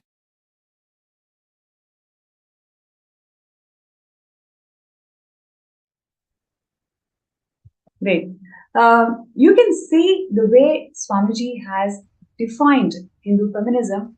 I'm sure just hearing to those words, it is simply energizing us with life positivity, and it really feels that a world can literally live this truth and end all the crimes against women. Please imagine, one in every third woman is actually experiencing sexual violence. It is something so terrible. And today we have speakers across the globe and who are here to share their first-hand experience of all of these crimes against women, but how she is able to leadership positions today and how she is able to enrich the society today.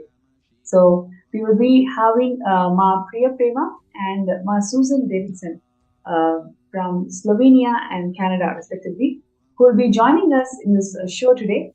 And it's going to be an amazing journey that they are going to share with all of us. And there are so much to learn and so much to feel inspired on just understanding how Swamiji is enriching and empowering each and every being. And, as Swamiji has always shared, the whole Kailasa is built not by numbers. It is built as simple hard work. Each and every being is empowered by Swamiji, one being at a time, one person at a time. That's exactly how Swamiji has built this Kailasa, and that is what you'll be realizing just hearing to these amazing testimonials and transform their lives. So now we have Ma Priya Prema from Slovenia, who's here to share her journey. So Ma Priya Prema, before we get into the details, would like to invite you for the show, and such a pleasure to have you in the show today. And we'd like to share about your past. I mean, before coming to Kailasa, what were you doing, and what were your ideas about feminism, or what were your ideas about how a woman should hold herself? Yes, Nithyananda, Pranapriya, thank you so much. And first, before we start, let me first bow down in gratitude to my beloved Guru, the Supreme Pontiff of Hinduism, His Divine Holiness, Nithyananda Paramashivam, for molding me into what I am today. So, my journey as a woman, I never experienced what does it mean to feel powerful. From the moment I was born on, I felt I have to compete for my father's love. That was my core incompletion. And I felt I'm not lovable, I'm not enough, I'm not good enough. So when I was 3 or 4 years old, I experienced sexual abuse. It was from our family friends at the time. And that was the experience that basically, as a female and as a child at that time. So even though I suppressed it, later on, of course, when I started completing, I realized how much I have suppressed it. Because when I remember the incident, I felt that it could not be true. To that level, I have suppressed it because I didn't want to accept that this was happening to me.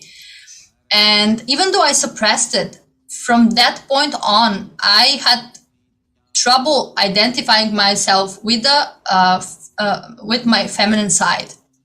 Mm-hmm. So I felt that was my fault, right? I was supposed to prevent this from happening somehow.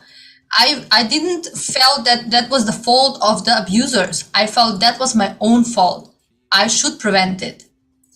And basically the only thing that was keeping me as a feminine afloat, my feminine side afloat at that point, was art.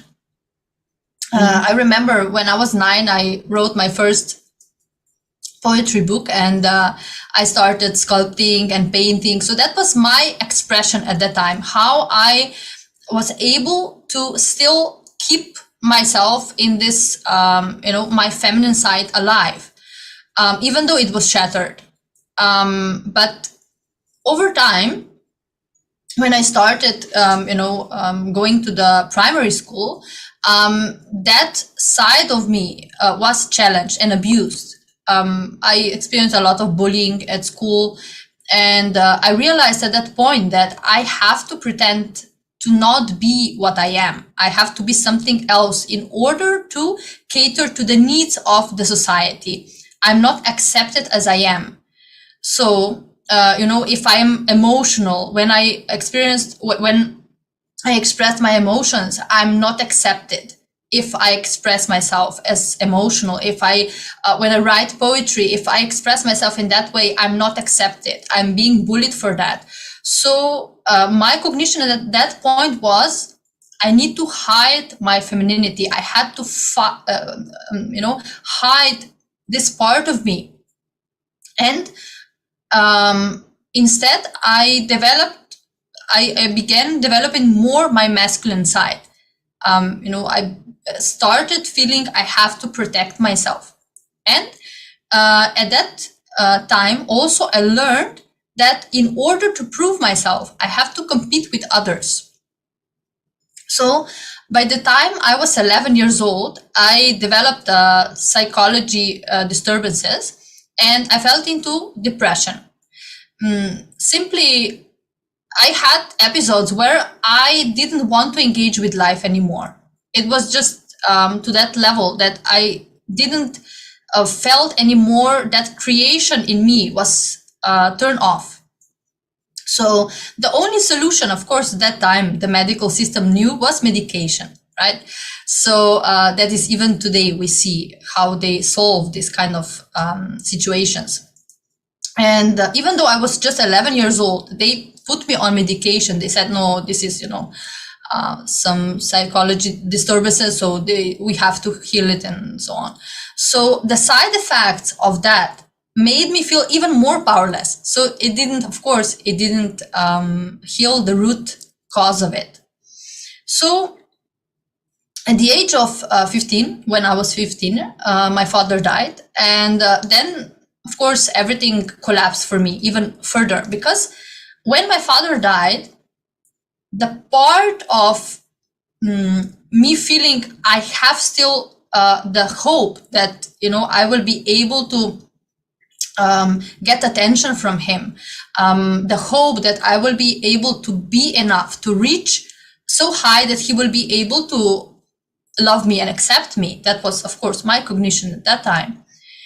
I felt when he died that was over. No more chance for that.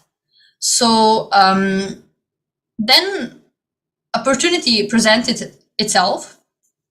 We were, my mother and I, at that point, were in a really tough financial situation. So when I was 15 years old, I started working, and a person approached me and basically offered me to enter into the entertainment industry. And after some struggles with myself, whether to do it or not, I decided to do it. And when I look back now, it is basically how I figured that society will accept me.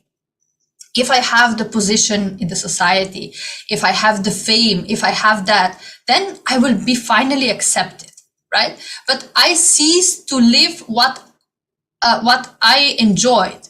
I ceased to write. I didn't create anymore, because when I was creating, whether poems or paintings, I felt alive. I felt more complete, because I was getting in touch with my feminine side.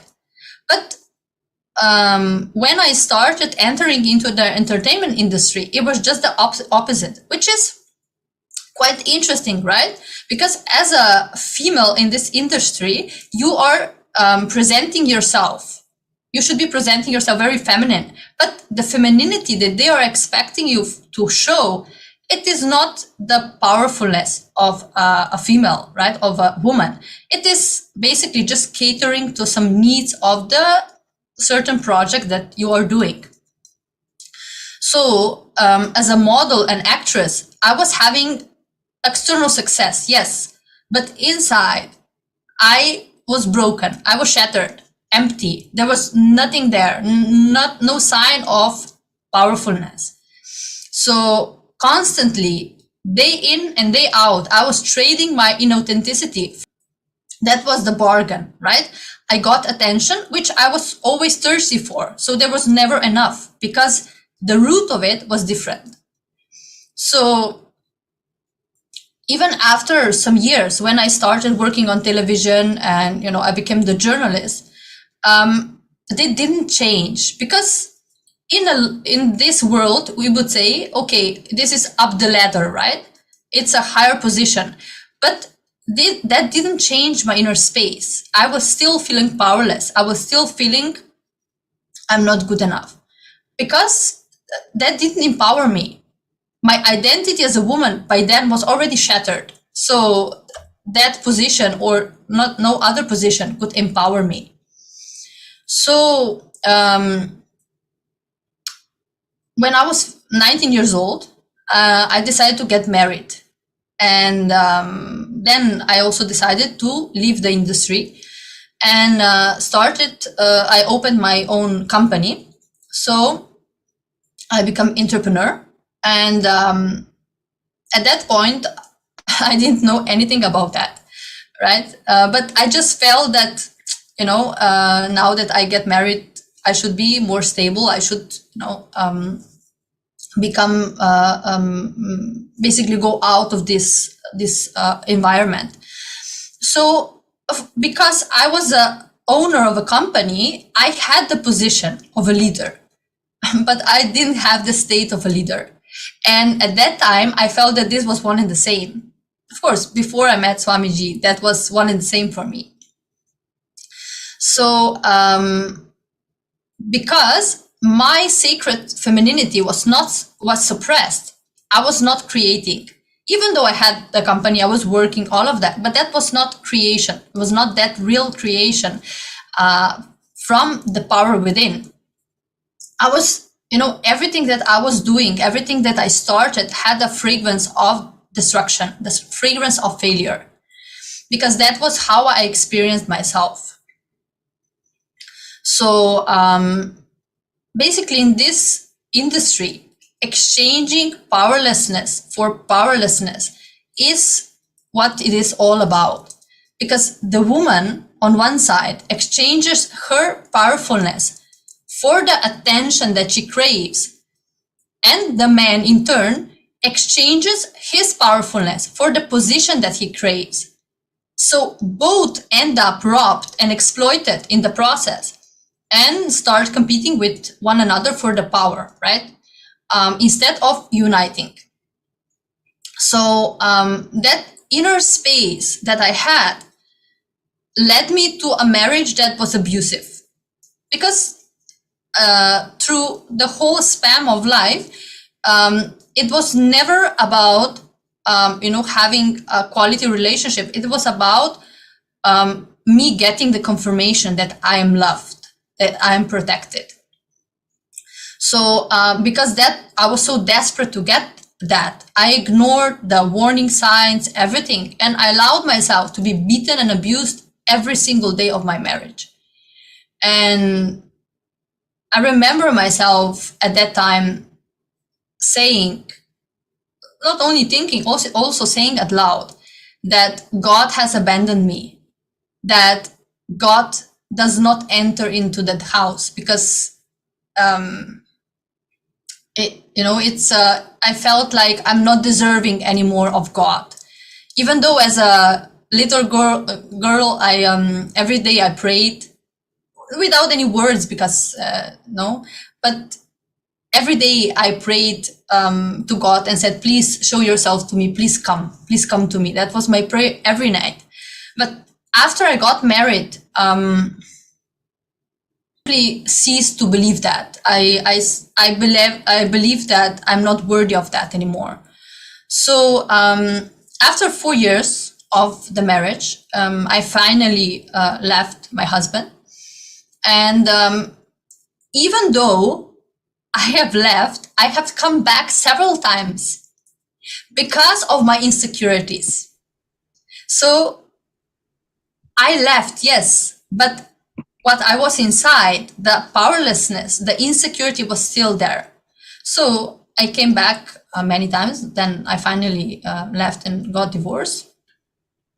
Because while I was coming back, I didn't think I deserved better. I felt I was not entitled to a better life. So after some years, I had some very severe car accident where I miraculously survived.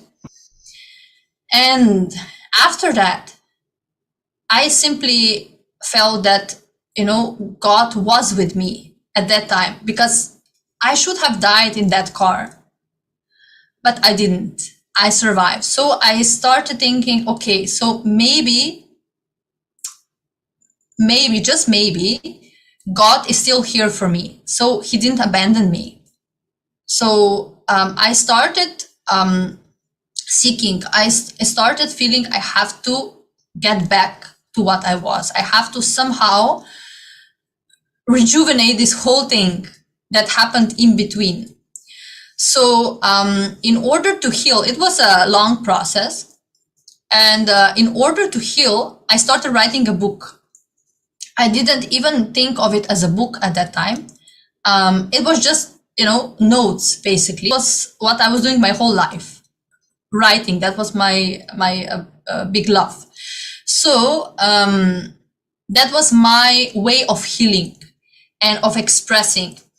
And then when I started interacting with in groups, when I was visiting these groups for abused women and all of that, I started understanding that what I have to say matters. So my story, my experience matters, because not all the women will abandon that marriage. Not all the women will get rid of it, right?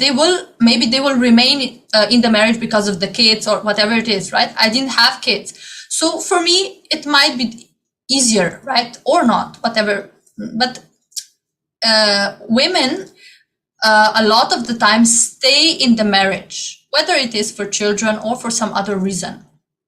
And I understood from, the women that I was speaking with, that I should, if I have that courage, I should speak openly about my experience. Because the notes that I made was very raw. That was a very raw expression. I didn't alter it at all. I shared everything. All the dirty details, I would say, of, from how I was bleeding, how everything was there. So I decided at that time, when I was listening to these women, I said, okay, so if I don't do it, if I don't say, then who will do it? Because in Slovenia, there was no manual, or there was no experience, direct experience of a woman who survived something like this. So I decided for me to go ahead with it.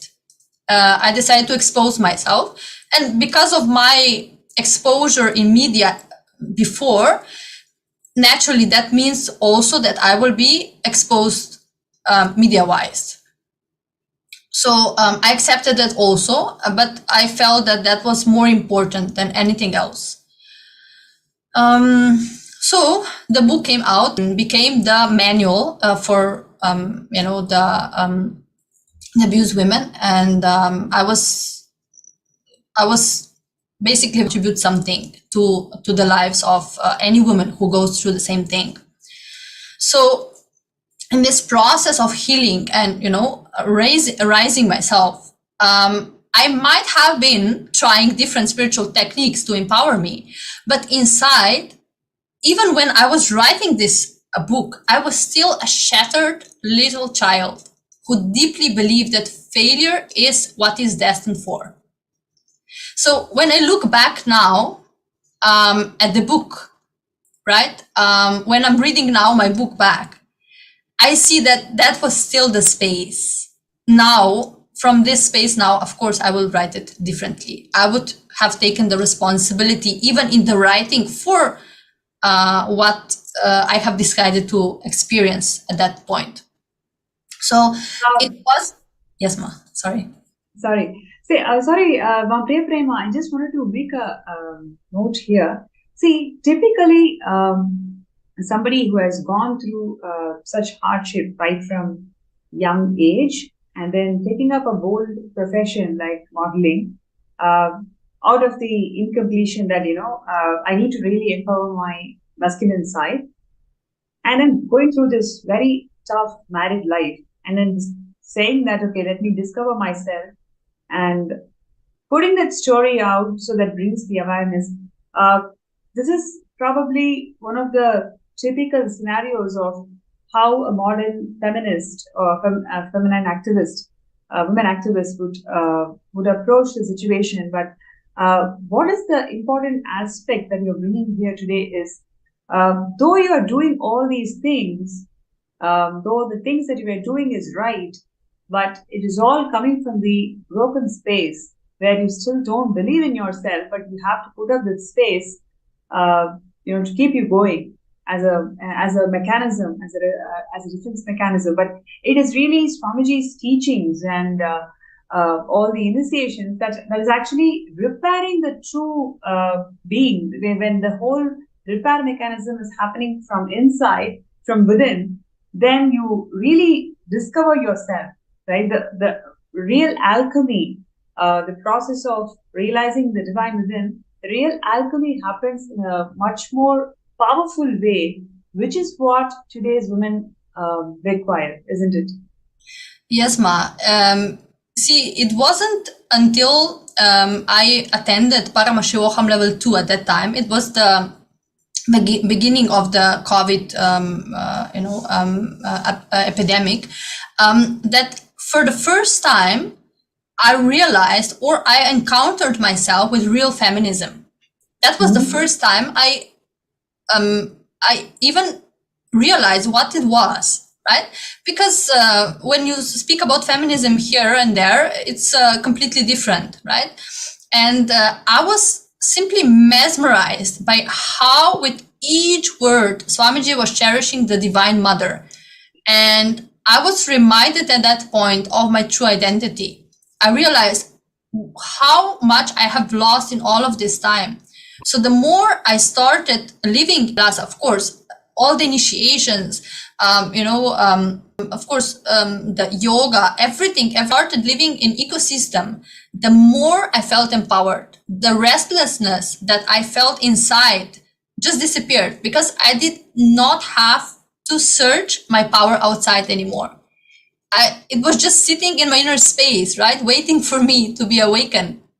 So that was one breakthrough. And I still remember, the moments in this program where simply everything shattered. And I remember when I applied for the program, even before that, I was already connected with Swamiji, but I was just listening to satsangs, right? And Kalpataru program I did.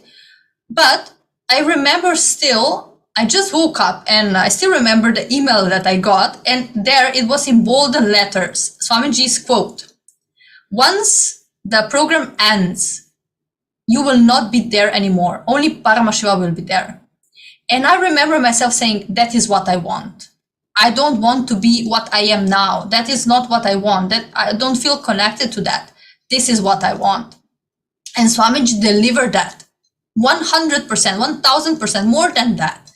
So later on, when I became I became involved with, started volunteering for Kailasa, and later on, I got the blessing to become the coordinator for my country. That was the point where all the insecurities came out also, because the space of a leader was different from the position. That was the click that I still didn't got at that time. But through all the churning that Swamiji was doing, pulling everything out, but in the same time, so beautifully, exchanging the all that it was churning out with the leadership space. So I started at that point when I worked, when I worked and volunteered, and I started doing his work. I started to realize the value of one woman empowering the other instead of competing with one another, right? Because that is the world that I was coming from, competing with each other. So the ecosystem of Kailasa made me fall completely in love with my own femininity and rediscover it, because I didn't realize what it was before. And of course, heal from all the times where I allowed myself to be exploited. So before, I can say that I was chasing confirmation from outside through position, fame, right? Relationships. But no matter what heights I reached as a career woman, I was not able to be satisfied because my broken self was, still there intact. There was never satisfying enough. And even though I experienced all the extremes in life, whether it was, when my father died, me and my mother, went through the extreme poverty of being without electricity, water, all of that, and going to the heights of being a sales director of a big company and, having a luxurious life, tasting it. But all of these heights today, when I look back, neither of that impresses me now. Nothing is important because I'm not mesmerized by the world in whatever shape it presents itself, whether it is low or high, it doesn't matter. But what I'm utterly mesmerized by is by the love and compassion that Swamiji has showered me with, that I am utterly mesmerized with.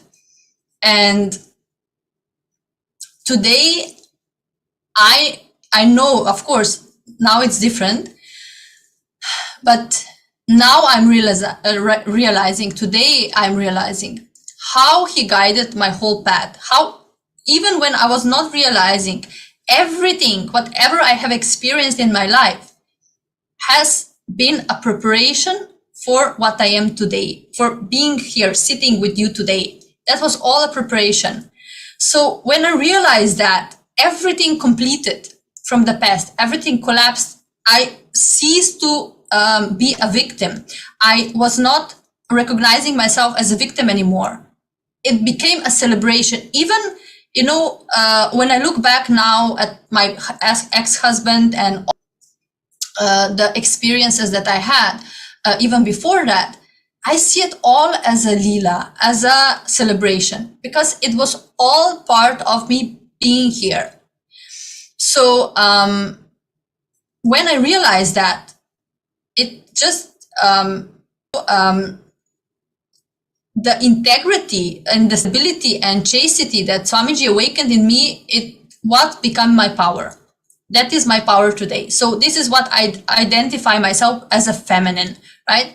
The stability to stand by what I have decided for, no matter what happens, no matter any external situation. And the integrity to do it constantly, to not, waver in whatever direction. So because I wanted that space to be transferred to others, I decided to take a path sannyas, because I felt that that is really the ultimate way how I can, empower other women, so that they can get this space also, so they can reawaken this power within also. And not only that Swamiji liberated me from all, thyroid disease, heart disease, depression, anxiety, all the heavy medication that I was taking for 7 years, but ultimately he gave me a new life. He gave me liberation from all my limited cognitions that I had about myself, from all the fake shyness that I have put on myself, or arrogance, inauthenticity. And he raised me to the space of a leader, just by, I would say it's not just, right? But by awakening the divine feminine aspect in me. That was the most, powerful thing. And when I look back now at my life, how it was, just maybe if I just look back 3 years from here, or 4 years, into the past, it just, there is no expression of gratitude that could match that. Whatever I say today, whatever I do today, even if, I don't know, it's just no expression of gratitude is enough. And there is no better way of giving back. Of course, I will never be able to give back. That is a fact. But the best way that I can contribute is by empowering other women and making them part of the Kailasa ecosystem. That has become my mission from Paramashivam level 2 on. It has become my mission. It has become the reason why I live. So, because I strongly believe that only through the reviving and remembering the Vedic feminism, we can bring justice to what humanity has lost by suppressing the cosmic mother in each woman. So, because it is not just, that is not only a problem. We say feminism, also that is only for females. No, that is a problem for all the humanity, because all the wars that we're watching today, everything, if we just take the example of the Ukraine war, right? If a man leader has at home a chaste, powerful woman who is, supportive, it's simply the man will learn from her how to be a good leader, how to be a compassionate leader, how to create and not destruct, how to not play power games, but instead create a better future for his people. So here we are seeing this example. If a Hindu feminine women, then also all the men will be awakened to a better leadership or whatever they're doing in their lives. So, I'm really. Priyaprema, I just wanted to jump in and add here. Firstly, we'd like to say that it is an incredible journey, what you're saying. Somebody who has gone through so much of baggage in the past, and that is something not very easy to let go of, to how Swamiji has made you feel that you have to enrich, you have to share the science with thousands of people.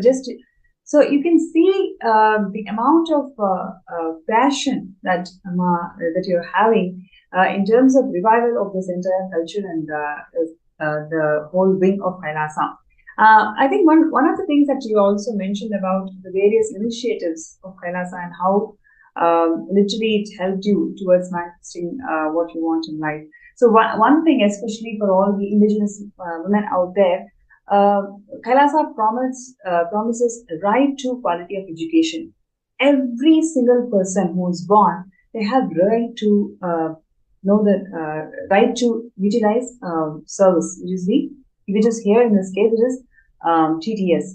So really, if you look into all the things that we have been discussing in a personal level, it's more of for each of the tasks, it just goes into a worm. Like there's no way how we can come out of it.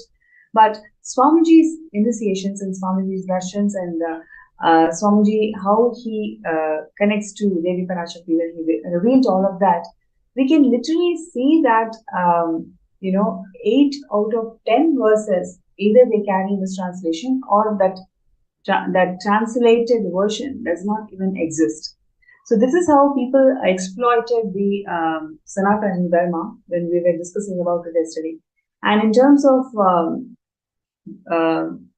giving voice for this initiative of breaking violence in all the forms. In every single form, that there is this huge pain and Swamiji's grace and blessings. We need to think about how do we come out of the situation and really live the way he wants. You can see here so many beautiful reminiscence of Ma Priyaprema, where she's receiving all these certificates from congressmen.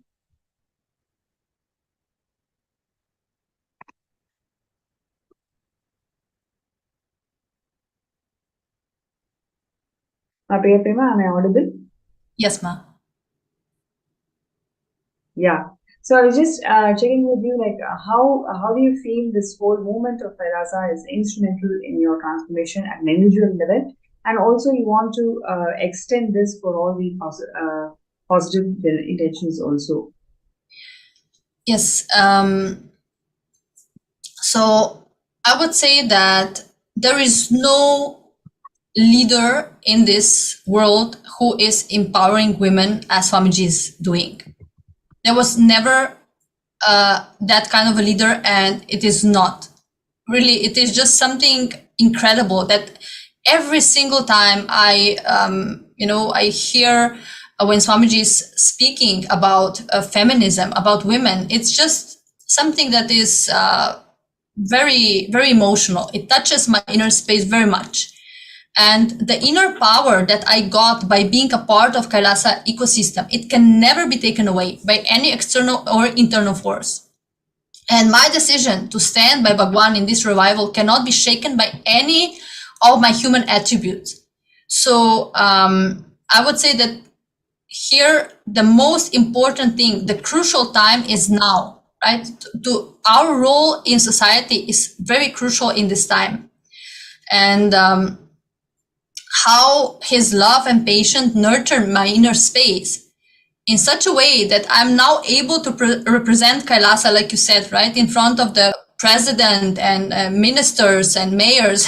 That was never possible for me before. How I cognize it, that would never be possible before, because I would be shattered just at the thinking of it, right? But I know very well that it is not I am doing that. It is who is manifesting through me. So it is his extreme compassion making sure to raise me up to my highest possibility that I never dreamed of before. So to any woman out there, if you feel you're not heard, you're not respected, if you feel you're not free to express yourself fully, then please join Kailasa. Become the founding mother of Kailasa. That will not be only a blessing for yourself. It will be a blessing for many generations to come. So that is my humble request to all of you. Just give yourself this blessing.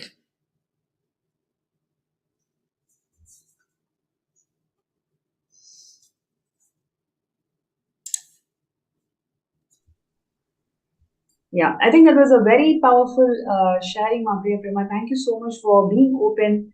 I'm able to feel the intention behind this whole thing. Is all about there are so many men and women out there. Every time they hear the story, they hear the story of coming back. They heard the story of yes, you can do it. That's exactly when Swamiji graces you and gives you that intelligence to come out of it. So we all need to move small toys, and Swamiji is going to move planets for all of us. Just really allowing this Mahavakya, this entire thing into all the times, like food or truck delivery, whatever it is. Whenever we send people as our representatives, really ensuring that they have the kumkum, they have the earrings, they want to put the nose rings. So there are several things that's been blessed by Swamiji over the years. So let's take this now at the moment and start pinning down all the different Akashic wickets. And one thing which I also wanted to share with all of you is the immense contribution of Swamiji in terms of evolving the rural development of women.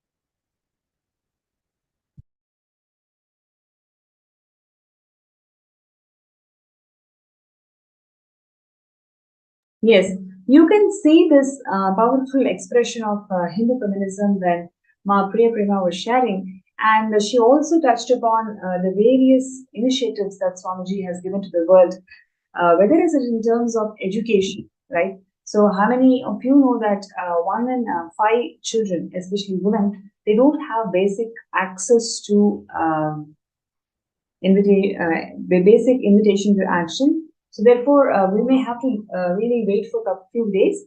And once the blessings has come through, we will definitely work on presenting a case study where we can literally eradicate the violence against women in every single diaspora. And here, what you're seeing is the indigenous women, especially they are liaising with the Sri Kailasa United Nations for Indigenous Women. So they are liaising with a couple of more people who you feel that they should be on board.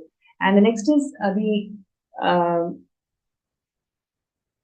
Aboriginal and traditional agriculture of Hindus hails from India itself. That is why it's like extremely fertile and extremely active. Everything that is needed, it's already there. We just need to take it forward. So that's amazing.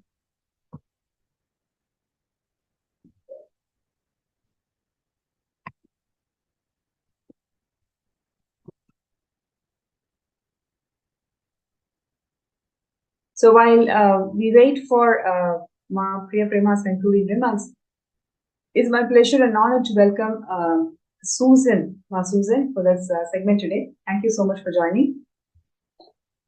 Thank you, Ma. Thank you for the invitation. Beautiful. Ma Susan, would you like to share about yourself, the brief journey of who you were and what were your ideas and how those ideas really matured after Swamiji opened this for the whole public? Sure. I've known Swamiji, 10 years now. So I can say my perception of myself, life, other people have completely transformed since I met Swamiji. And since we're talking about Hindu feminism, that was an issue growing up that was always close to my heart, because even as a young child, I always had this sense of social justice. Like I saw what wasn't right. I saw what was fair, what wasn't fair, but I didn't have the language. I didn't have the inner strength to really know what to do about it. So when I was growing up, and this is back in the 60s, so I'm really dating myself. It was a different time, but it was also a time where women were starting to have more of a voice.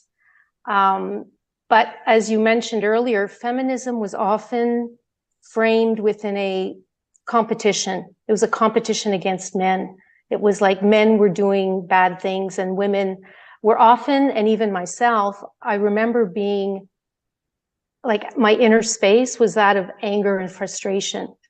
And then I realized as I got older and a teenager, and then in my career, I knew a few women that were feminists. And there was one organization in particular, and it was like kind of a radical feminist organization. But I realized that there was a lot of anger. It was us against them. And then I observed that the women within this organization started having arguments and fights amongst themselves.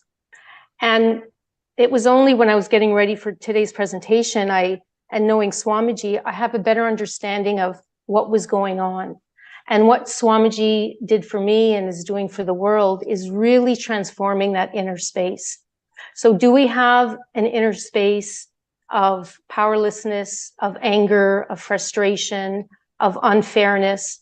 And we just have to turn on the news today to be overwhelmed with frustration and anger at what's happening. But that is not going to help me. That's not going to help you, and that's not going to help the world. So Hinduism has provided me with like that open architecture, that deep healing energy, a shift in cognition, a shift in my inner space where it's no longer a battle. And the violence, when we talk about, violence against women, to be honest, what I was holding on to most of my life was violence against me.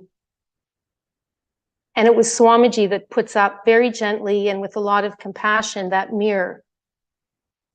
And so what am I like? How do I get out of my own way? How do I move away from those powerless cognitions? How do I move away from my self-destructive patterns? How do I move away from, like growing up, I just wanted to be we call them a wallflower. I just wanted to kind of blend in the background. I didn't want to stand out.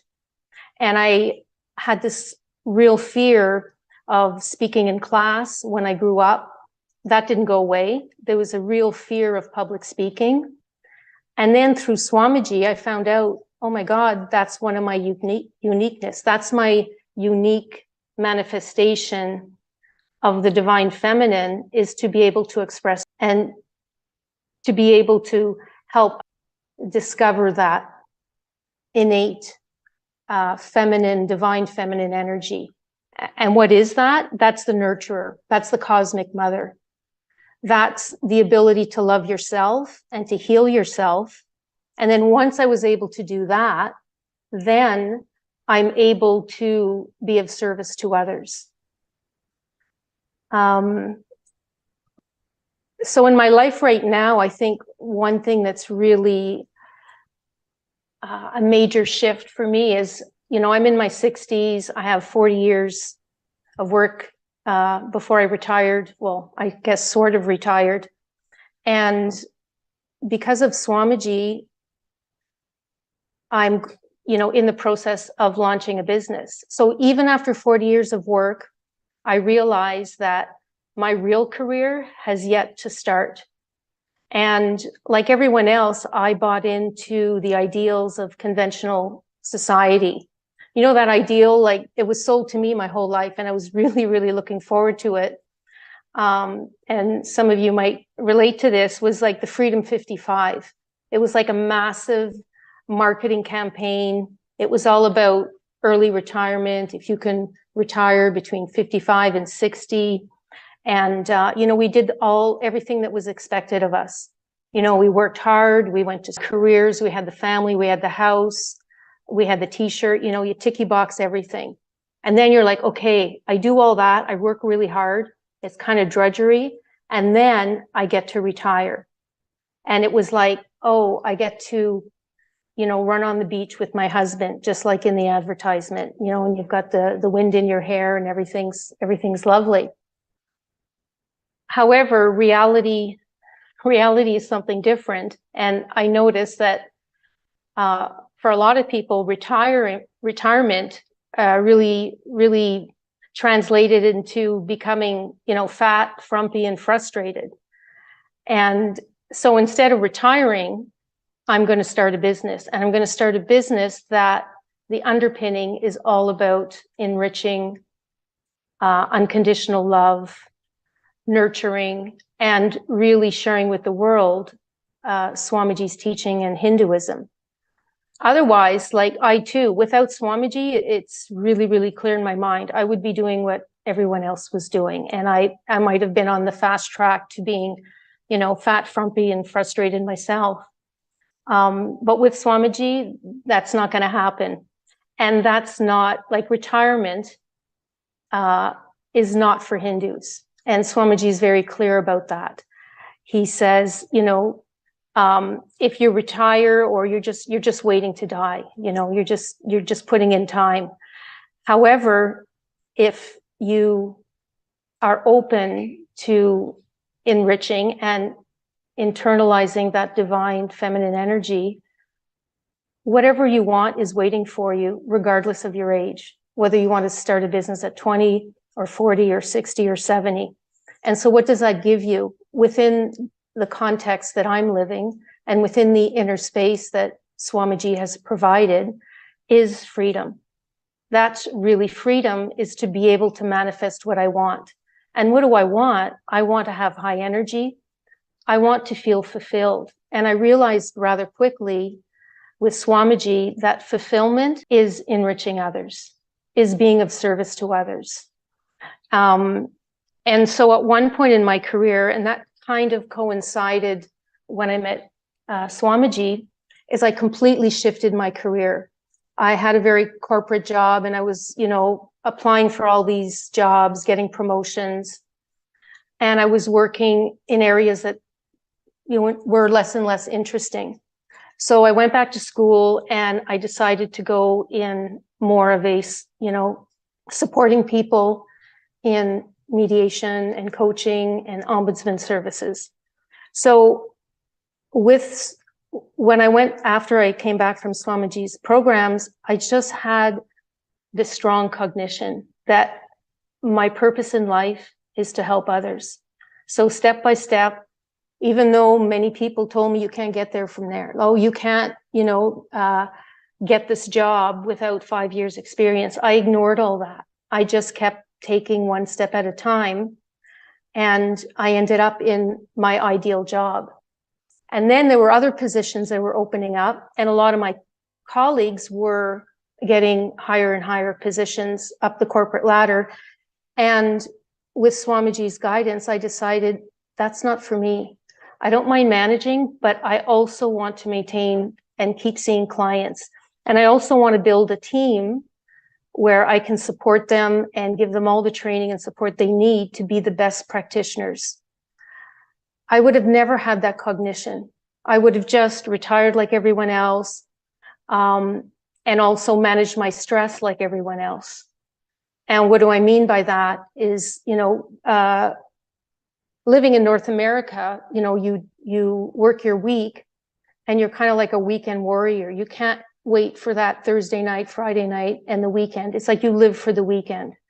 And what do you do to unwind? Well, you might have a few beers, you might have a glass of wine. And then with COVID, we all know that the incidence of whether it's alcohol abuse or pharmaceuticals or drugs is just going through the roof, creating more and more depression. And depression actually was something that I experienced, but not in a obvious way. It was more the depression of success. Before I met Swamiji, as I mentioned, I had everything that life or my family, society expected. I had the job, I had the family, something was missing. And that was the depression of success, is you do everything that you think you need to do. You do everything that you think is right. But at the end, it's shallow. At the end, something is missing. And for me, what was missing is really discovering who I really was and dropping everything that didn't serve me. So there was a lot of anger, a lot of frustration, a lot of fear. And so through Swamiji's inner awakenings, through the yoga, through the meditation, through the detox, like Nirahara Samyama, I've been struggling a little more with that lately, but in the last 10 years, I think I did Nirahara Samyama at least 14 times successfully. So when you detox the body, it's like you also detox the mind and you create this space of really, really high energy. And I think this is what society needs now. This is what women need, and this is what men need as well, because that Hindu feminism, that nurturing energy is not just for women, it's for men. Men have it too. I think society and men might have a more difficult time expressing it because of social pressures of suppressing that.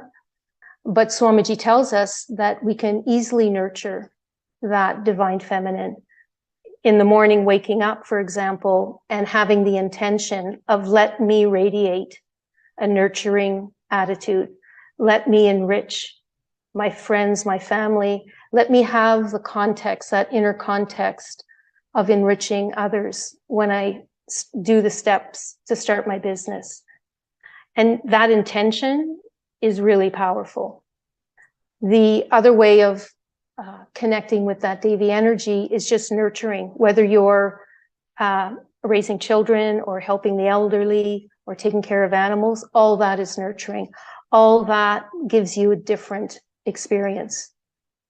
For me, honestly, without Swamiji's initiations and blessings and eternal patience, I would have been where I was 10, 12 years from now. Whereas right now, I can see that, I have another, 20, 30 years of work in me, but not work drudgery, not work I have to do it, but from a space of, let me express that Devi energy. Let me express my uniqueness, because we all have a gift. It's all there. And I'm fortunate enough to have had that support, that real support, and a completely different understanding of feminism. Feminism not based on competition, not based on anger or violence against anybody, but a real powerful space and a powerful cognition. And that is very much what the world needs today. And it's one person at a time, one decision at a time, one day at a time. So yeah, it's been a remarkable journey.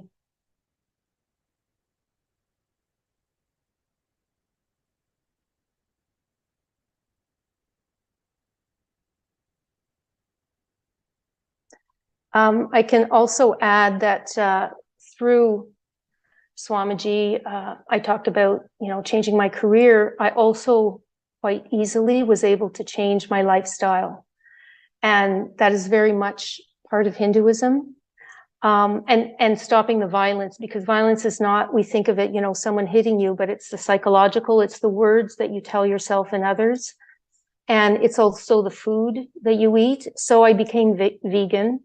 And I dropped, it's been a long, long time since I've had anything to drink. There's no recreational drugs. It's a completely different way of eating and being.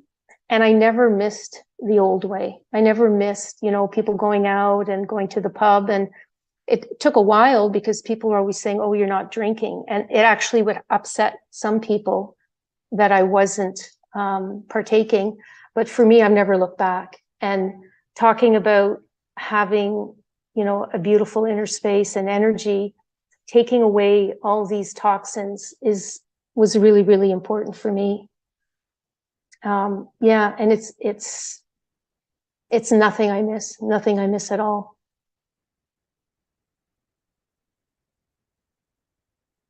So that, Hindu feminism has given me the inspiration to share Swamiji's gifts with others, because our true nature, like everyone's true nature, is to nurture, to love unconditionally and to enrich. We just might not know it.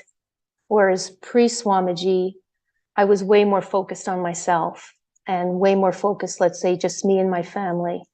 And now I truly, truly do care about others. I care about strangers. I care about humanity in general, because we do all have something to share and something powerful. And, I mentioned earlier kind of, moving up the corporate ladder and the rat race. And one thing Swamiji said once, and it always made me laugh. He said, you can win the rat race, but at the end of the race, you're still a rat.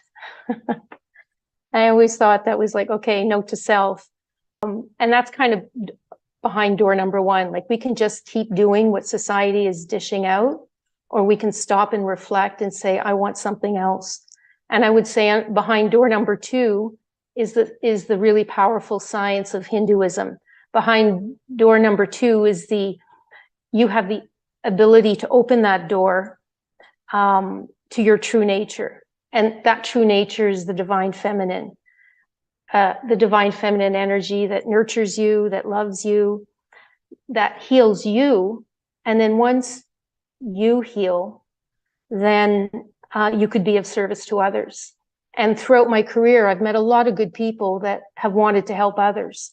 Oh, I'd like to do some volunteer work overseas, or, I'd like to work with women or men, and unfortunately, a lot of them, it's just kind of a pipe dream. Why? Because they're so dragged down by their own life, and the toll that society takes on them, that they never actually get to live have a fulfilling life. And Swamiji has told us that's why people are so afraid of death, because as you get closer to death, you realize, oh my God, I didn't do what I wanted to do. There's something missing, and intuitively we all kind of, in the dark moment, or a moment of,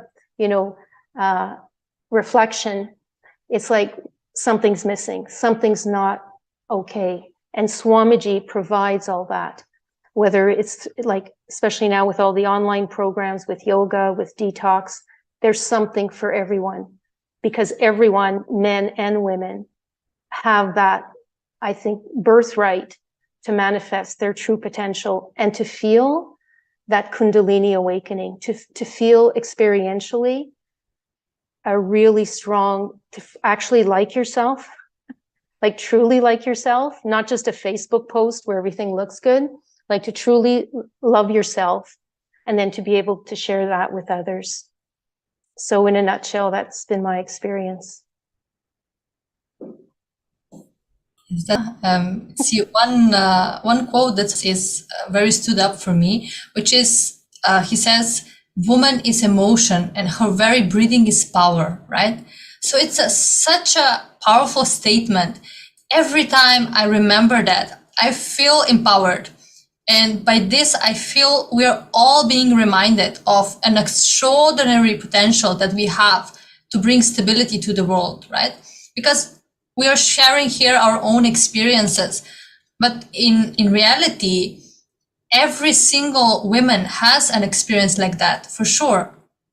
And if each one of us stands for Hinduism, stands for the revival of this science, because it's a science, right? Everything that the Swamiji gives, whether it is puja, whether it is, yoga, panchakriya, whatever it is, everything is, a science. So for me, how my body transformed, how everything, single aspect in my life transformed through all of these practices. And this is something that has been taken from humanity. I feel that we have the responsibility to bring this back, to stand. I think it has really come the time to stand for the Sanatana Hindu Dharma and really make sure that each woman gets empowered to stand for herself. Because sometimes I feel, when we are attending programs, right, like Paramashivam, Paramashivam for 21 days, right? So if you're a mother, you have children, sometimes as a woman, maybe, guilty, right? Or, I'm sitting in a program, but my family is not taken care of. But in reality, there is the most compassionate thing that you can do, because, that is how we empower also our own families. So, yes.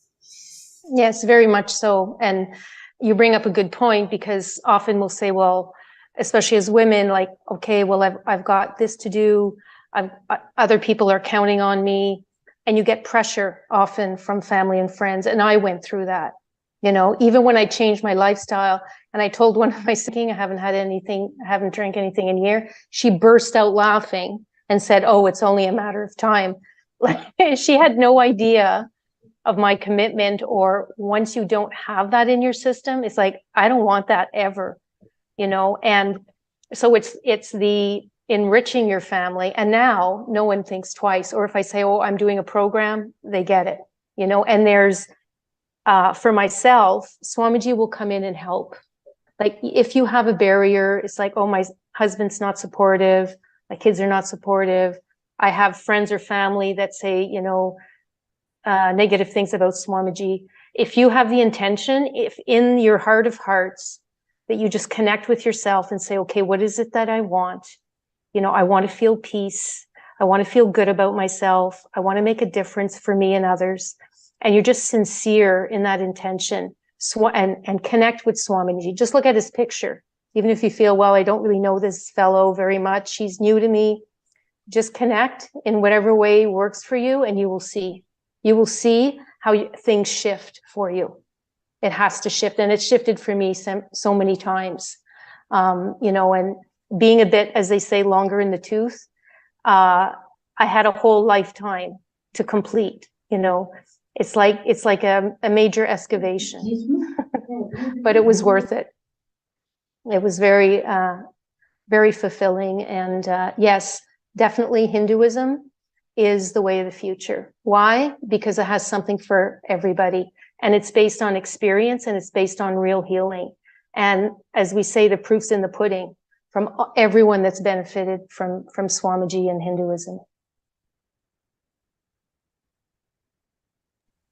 Yes, and what we are seeing today is a story of two beautiful women who have gone through huge things in life, but how they're able to empower themselves by teachings, and how Swamiji has really shifted them from within and gave a complete new perspective, new dimension, and how they've evolved themselves in different leadership positions in life today. The value of Hindu feminism, that what we are seeking today, is something so phenomenal, and there are huge number of contributions that Swamiji has done to empower feminine consciousness. So we can take a look at some of them.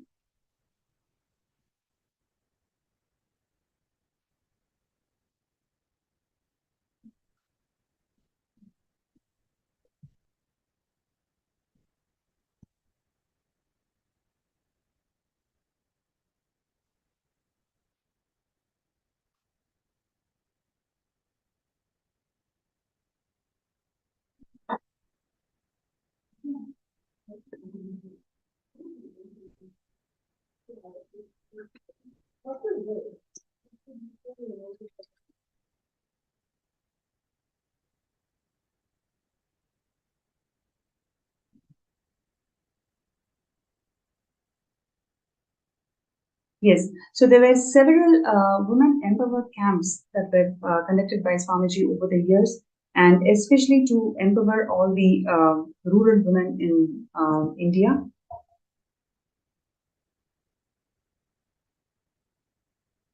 And what you're seeing here is the courtyard sessions where the Balasans, female Balasans, are empowered to empowered and initiated to manifest the powers.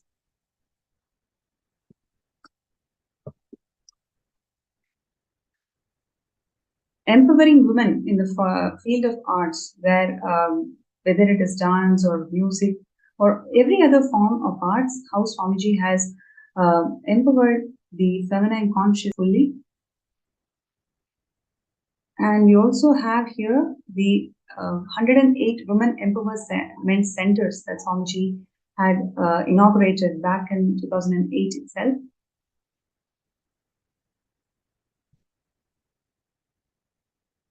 Yes, what you're seeing here are the pictures from 2009 Women Empowerment Centers. And these are all the various programs that Swamiji conducted, and where the rural women, especially, they were benefited by this cause.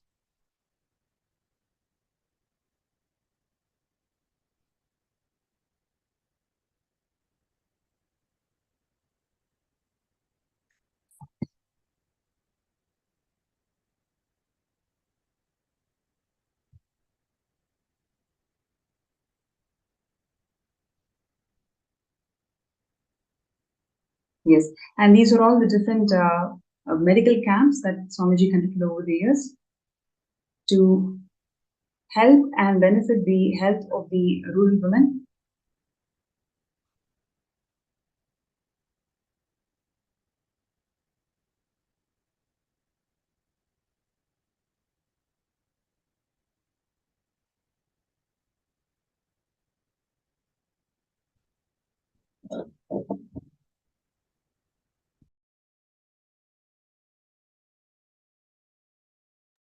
Once again, these are all the various over the years to empower women to their full potential, whether it is in terms of spiritual counseling or helping them in their livelihood, advancing arts, especially the Hindu art forms.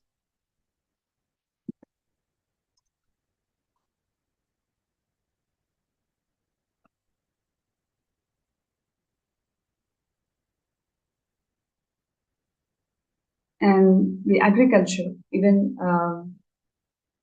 the sovereign order of Kailasa, Swamiji had inspired all of them to even learn agriculture.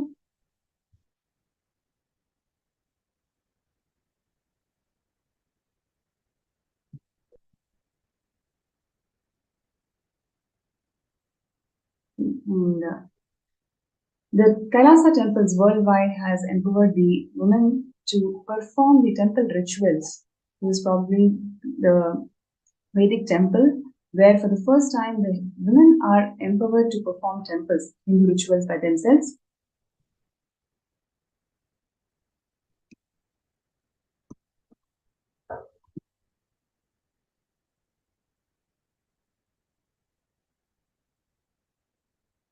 And what you're seeing here is the arts, Hindu arts, where Swamiji has empowered the women to perform the Uttamottama Seva to one and all.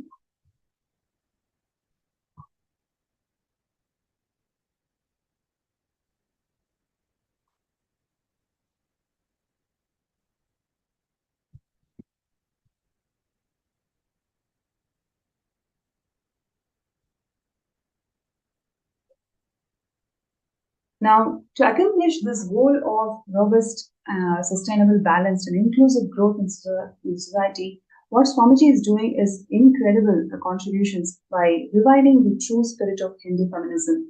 What we saw today, whether it is Priya Prema or Susan's journey, has been so touching, so many lives today. It's mainly because how they have come out to express what they've gone through in lives and how there is solution for everything.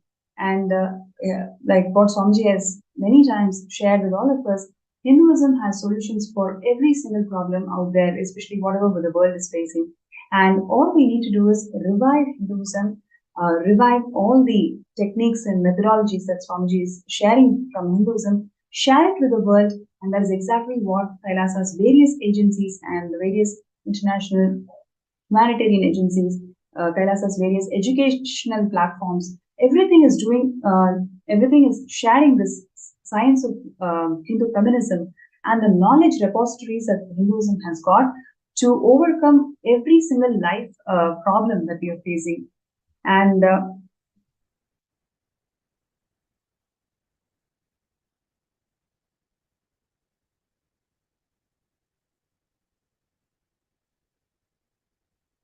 I'm just looking through the comments in various platforms.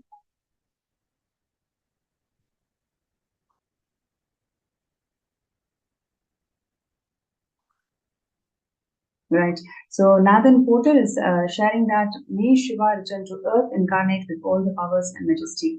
Is true to what you're saying. That's what Swamiji has incarnated, and he's reviving this whole Sanatana Hindu Dharma to its original glory. And yes, so the revival of Sanatana Hindu Dharma is what is happening through the Sarvanyapita. Every day we've been sharing about various aspects of Sarvanyapita. One aspect of Sarvanyapita, what we have seen in today's sharing, is all about the revival of the divine feminine consciousness, the revival of Hindu feminism. When it is revived, what is the impact that it can create in society through a variety of projects and initiatives, and how it affects, impacts in individual in the community, and how it impacts. So the revival of Yogini Sarvanyapita that Swamiji has done over the years is all about making this process of power manifestation in a most powerful way, where women can express the extraordinary powers of Paramashivam, and at the same time they are able to express themselves in all the various dimensions which they have not explored before. So this level of in-depth revival and empowerment of feminine consciousness has never happened before, and that is exactly what Swamiji is doing. And every single wing, every single aspect of Sarvanyapita is all there to address these issues, address the global issues, and finding the right Hindu solutions. So I request everybody out there to take some time to file your intentions. You can file your intentions, post your intentions in sksjp.org/contribute. And would like to really thank Ma Priya Prema and Ma Susan Davidson from the bottom of my heart to grace the show with such powerful sharings. I'm sure there are so many people out there who are truly benefited by what you shared today. Thank you so much, Ma, for inviting.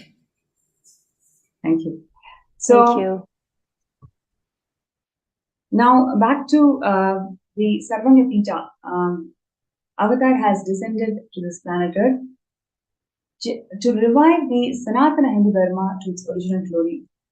Every day we've been seeing different aspects, different problems that the current world is facing, and how Swamiji has solved these problems, or in fact, made these problems redundant, gave a complete new perspective to the problem that we are facing today by again and again presenting the right solutions, user-friendly solutions from Hinduism. This revival of Hinduism and presenting the right user-friendly solutions from Hinduism to the world is what one of the most important aspects of Sarvagita.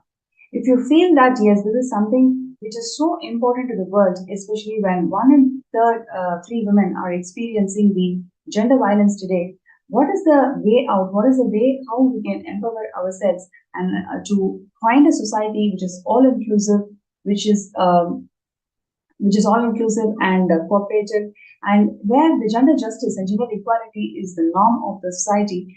Kailasa is the solution.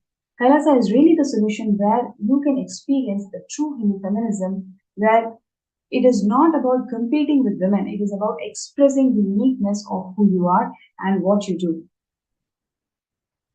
So, would like to request all the viewers out there to take a few minutes and file your intentions. You can post your intentions in sksjp.org/contribute.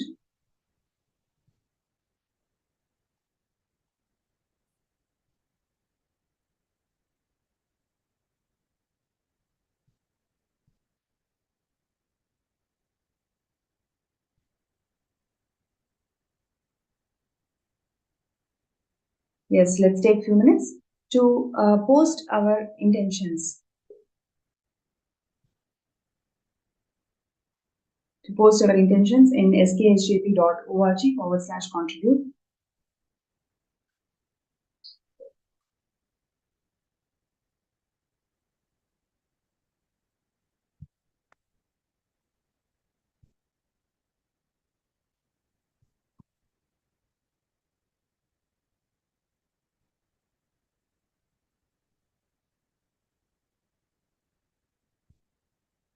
Right. And also, all the viewers, whoever would like to request for a third eye scan for you to manifest the Sarvagita, you can post your interest to get scanned.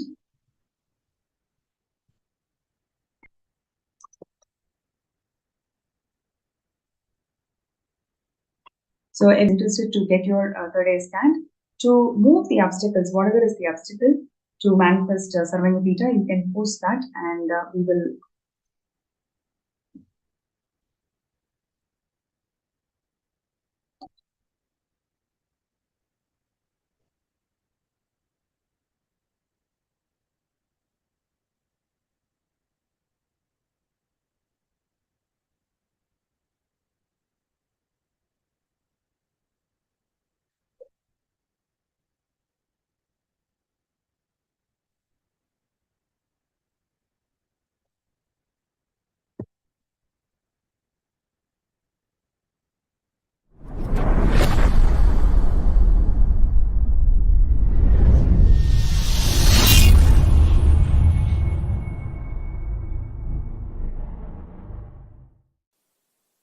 All of you spend little time, study what is your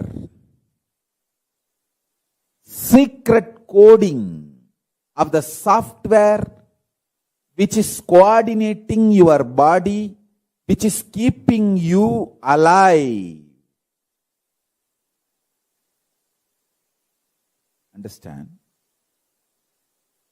I want all of you to know, you can scan your body consciously and scan others' body consciously.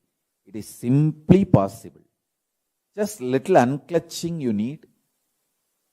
Practice little unclutching.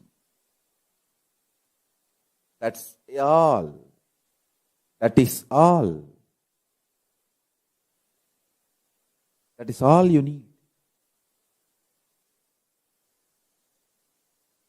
This Pachapatni Vratam, I am planning. You will be having it for 28 days. That will help you intensely to discover the secret software coding with which you. You operate, you keep your organism alive. If you know that secret code, you can remove all the viruses and all the diseases, disorders. Live forever as long as you want. Understand?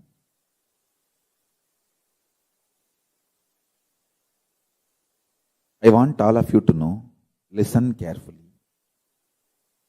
Genetically itself, Hindu women carry this knowledge. This knowledge is in the DNA of Hindu women.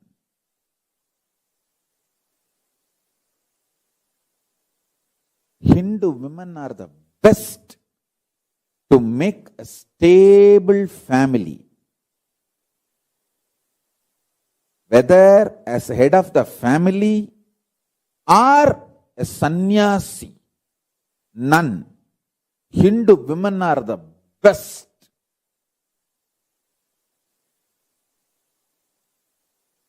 In the whole world. Go to the statistics. I am not making blah blah statements.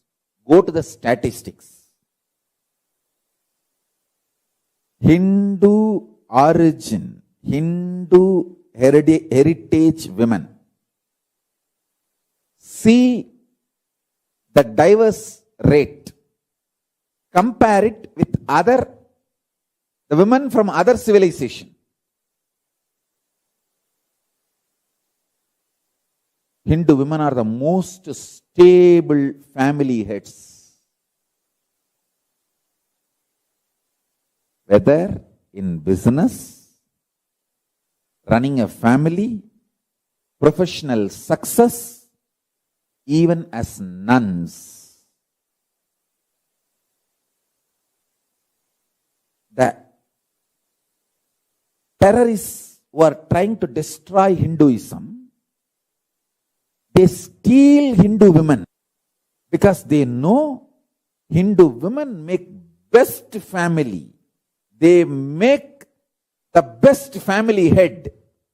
It's not something recently. For last 1,000 years, our women are stolen. That is why our women decide to jump into fire the moment they feel that they will be stolen by the terrorists and invaders. They commit sati. If they know that they are going to be stolen by terrorists and invaders. Same way, just the core part of the Christian nuns is Hindu women converted. Go and study. Then you will understand what I am saying is true. Only in India, 75,000 nuns. From where they are coming? From Hindu civilization, converted. They form the core, backbone of Christian conversion mechanism. The missionary mechanism. Whether as a grihastha or as professional or as nun, Hindu women are the best.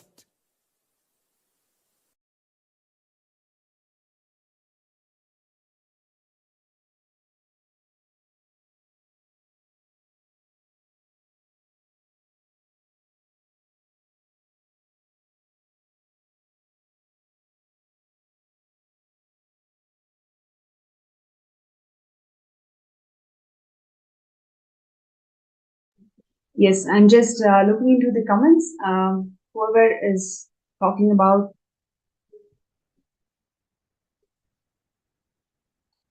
the Hindu feminism segment, thank you so much for the guest speakers who came and shared their valuable life journey.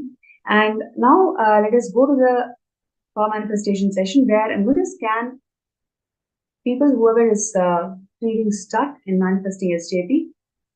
So Ma Hiranmayi has asked for a scan, Nithyananda. So let us please sit straight, chant Mahavakya. Om Nithyananda Paramo Om Paramashivam Om Nithyananda Paramashivam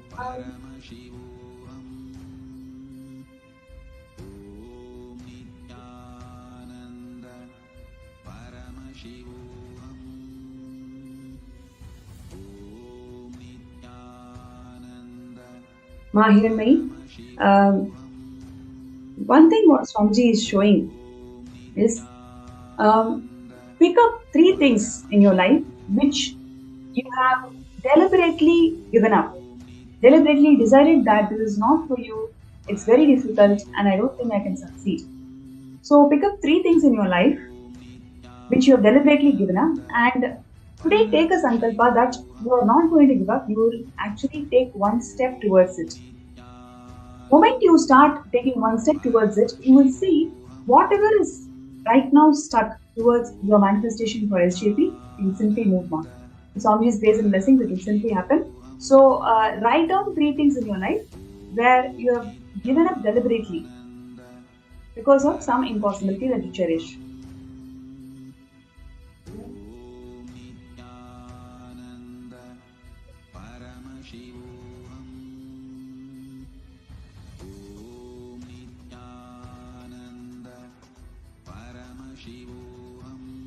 So I request anybody else, whoever is requesting for a third eye scan, you can post that in the MPSN group or in the YouTube live chat.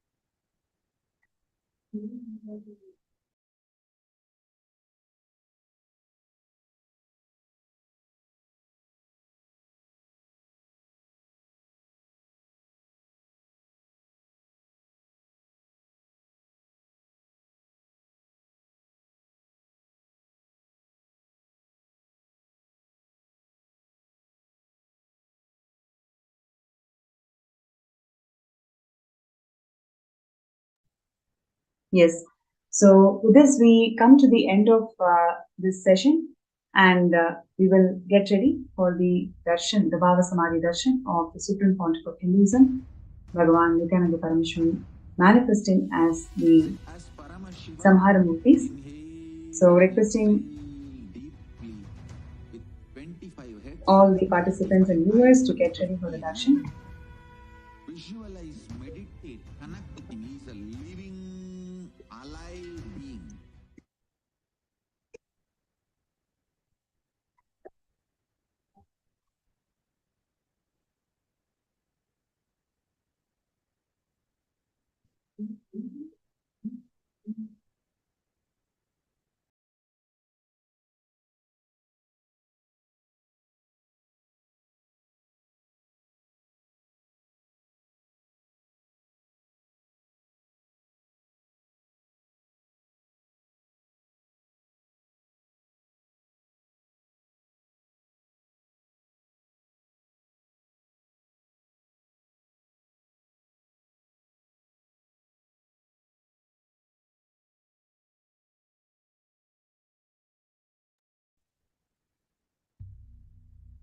Nityanandam.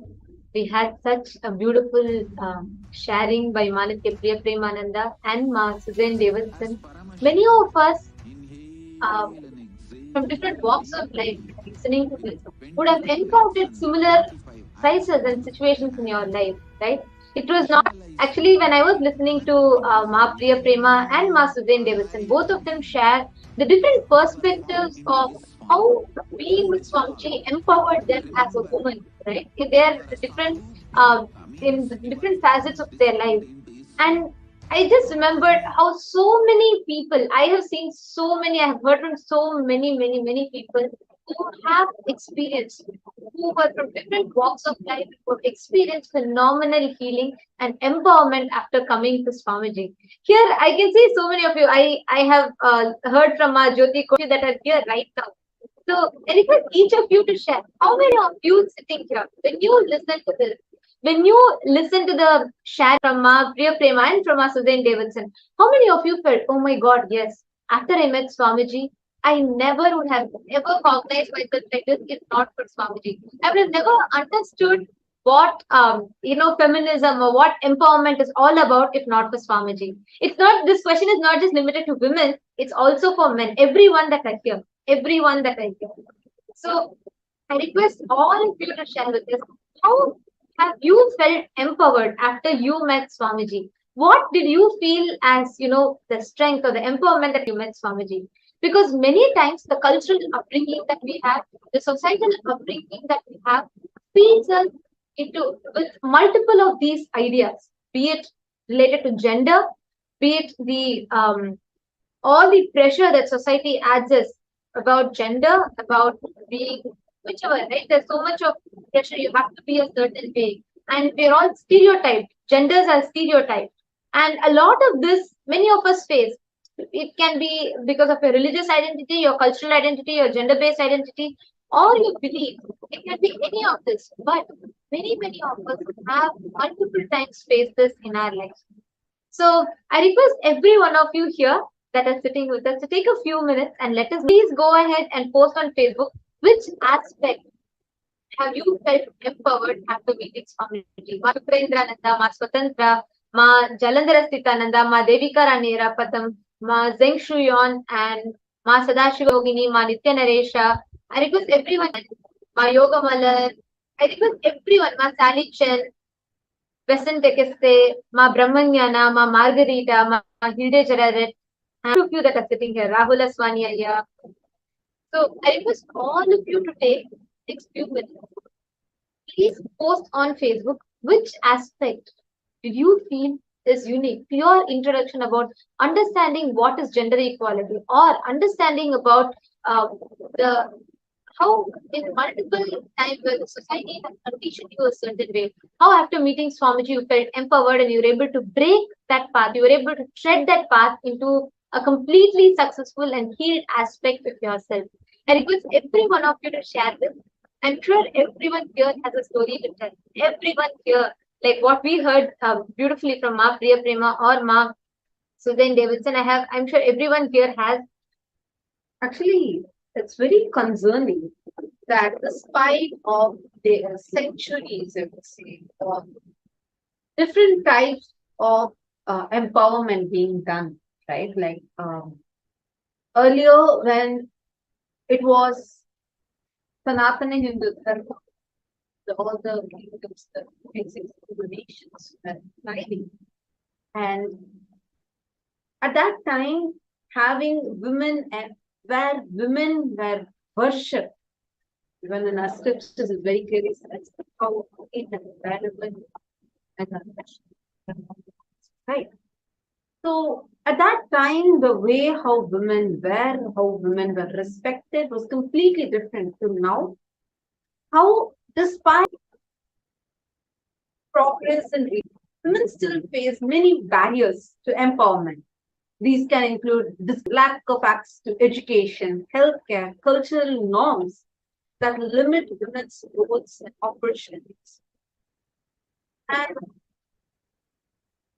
if you actually go into the root of this whole thing, it starts from the fundamental cognitions that we carry about ourselves, that we carry about women, the cognitions that we carry, how we hold ourselves, how we hold others, and what society teaches us to believe. The mentality needs to be completely transformed. Very beautifully, Swamiji has explained, saying how it is not about equal opportunity alone. It's not about, okay, say that, okay, I'm being a woman, that this. That alone is not the thing of a real empowerment.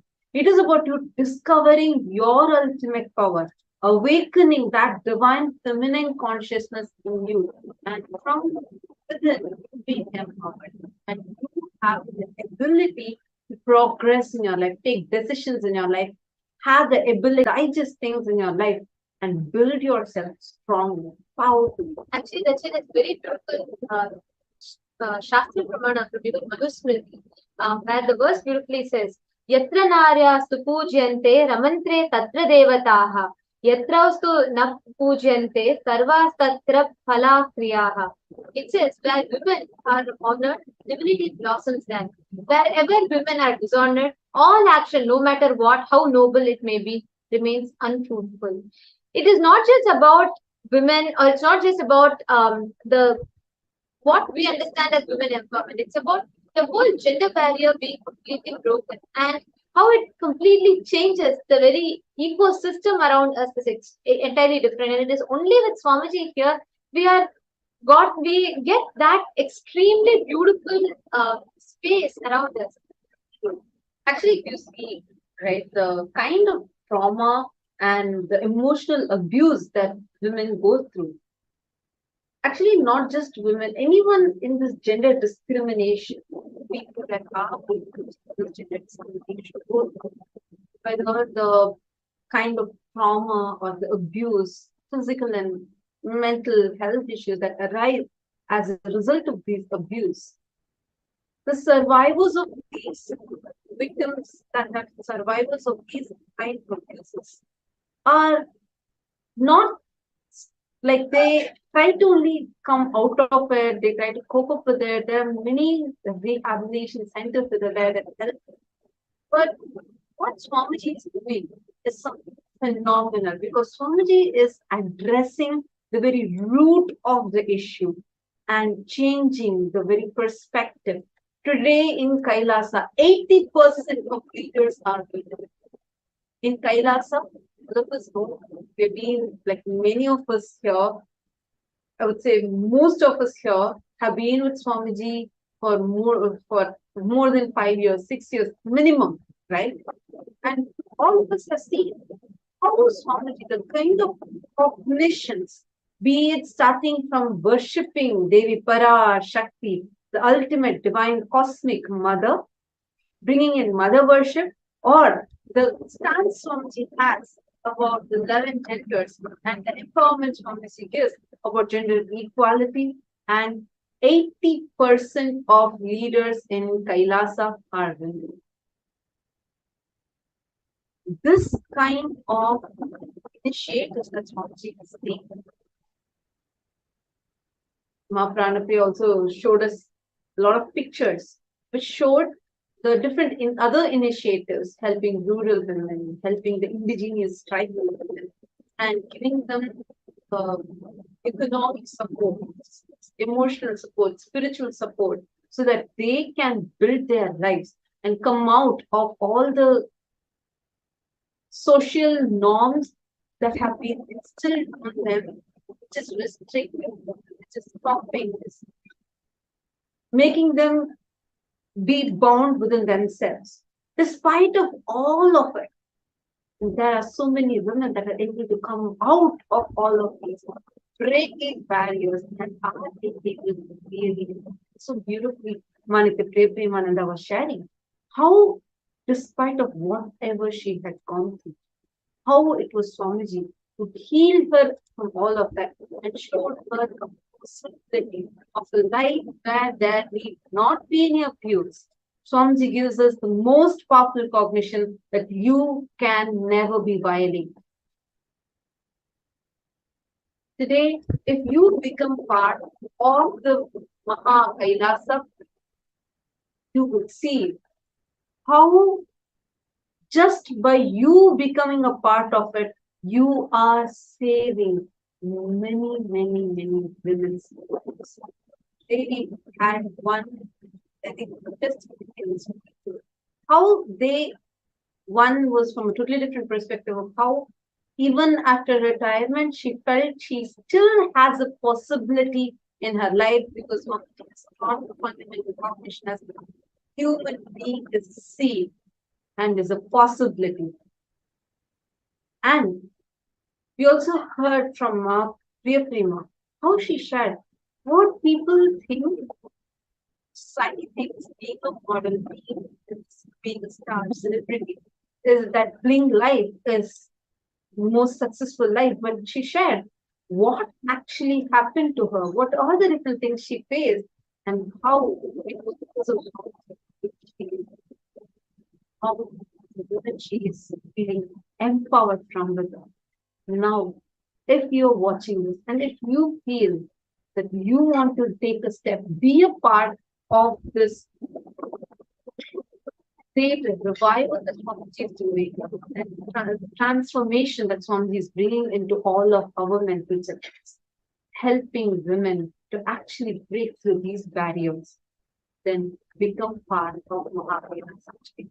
Your support, your step to become a part of this will make you be a part of this most auspicious initiative of empowering women.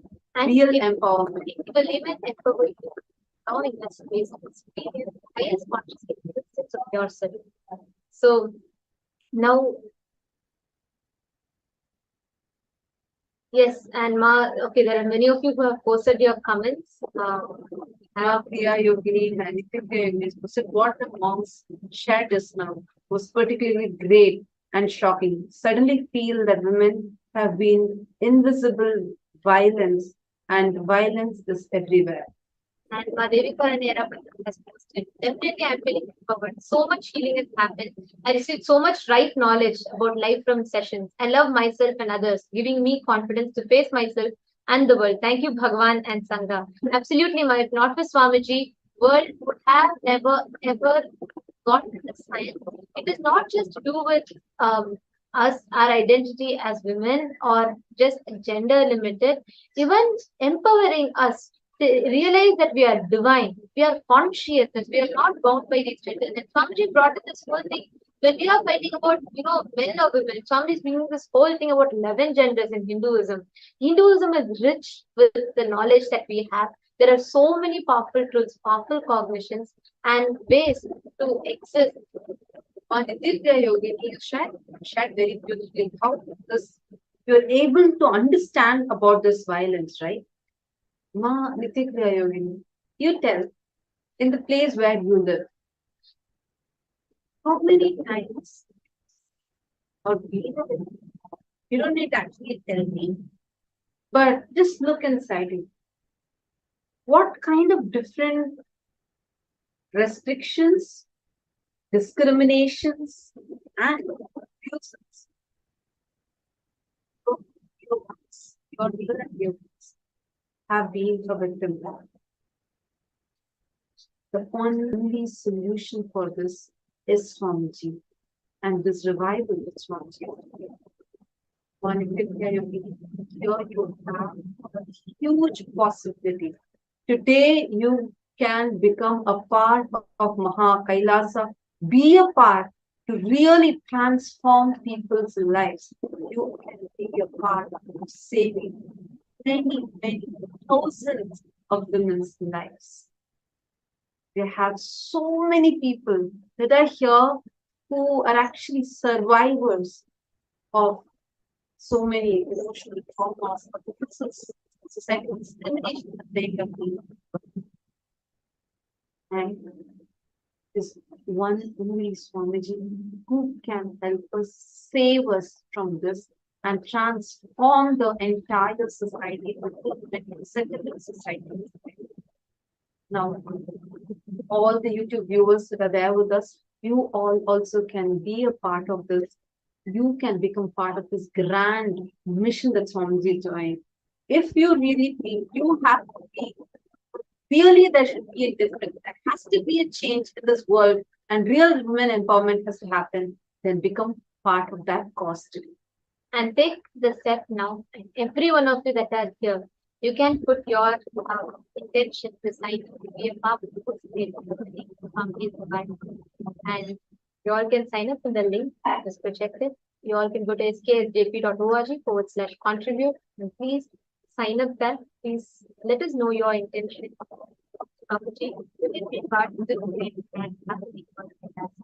And now with this, it is time for all of us to get ready to enter into the Bhava Samadhi Darshan. I know everyone sitting here are waiting to receive the Bhava Samadhi Darshan. Today, we are going to be having the darshan of the forms of Paramashiva, the ferocious forms of Paramashiva, as Virabhadra, as Samhara Murthy, as Matsya Samhara Murthy, and Simhagna Murthy, and a lot of different forms of Paramashiva. So let us all get ready to the darshan. And just as we are entering into the darshan, because we are going to be entering into darshan, and darshan is the sacred space, the most powerful sacred space for us to experience, tap, open the doors to our highest wisdom as divine, whatever we call it. And that's pure space of oneness with Swamiji.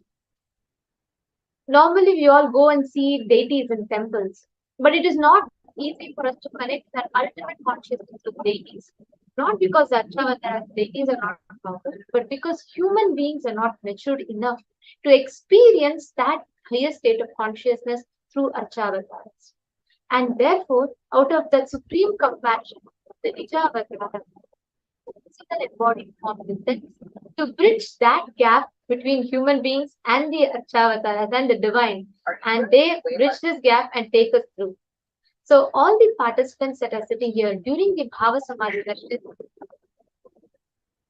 we are all going to be experiencing this same space where Nijavatara of Paramashiva, the Supreme Pontiff of Hinduism, our beloved Swamiji, is going to literally bridge us from being human to becoming God. Right? And this space is the most powerful space where you are extremely you're extremely malleable, means you can be molded into divine. And in this space, whatever you set as your intention, that just becomes present inside you. Whether you want to manifest wealth, health, successful business, or enlightenment itself, whatever level of desire you have, this space is the most conducive space for you to manifest these desires. That process is what we call as Shaktini Pada, where the bridging of the gap between human to divine happens, and only an avatar can do that. Only in the presence of the avatar, you can sit thousands of miles apart, and the avatar can entangle you, and through the Shaktini Pada, lift you to the highest state of consciousness. Modern science is just starting to learn this, and it is understanding this as quantum tunneling, where beyond the parameters of time and space, the energy or the entanglement happens between two particles. This is what modern science is just beginning to understand, but Hinduism had mastered this, and this was in fact practiced ingrained into our traditions. And the Guru Shishya Sampradaya, the master-disciple lineage, is founded on this core principle of entangling, feeling connection, Guru Bhakti. And it is through that umbilical cord connection that the master transmits the highest knowledge to the disciples. And every one of us that are sitting here, We are going to be experiencing this same space during the Bhava Samadhi Darshan. And all you need to do is just sit in this space. One is going to manifest. Avatar is going to manifest the different samhara murtis for all of us. And ferociously awaken the ferociousness in us so that we can experience the real empowerment in us. And so that we can experience that real powerfulness to have the ability to break from any kind of impossibilities or fear of failures that we might have been facing in the past. Understand today is very, very, very powerful darshan. Now let us all get ready for the darshan. Please sit their head, take its spine in a straight line.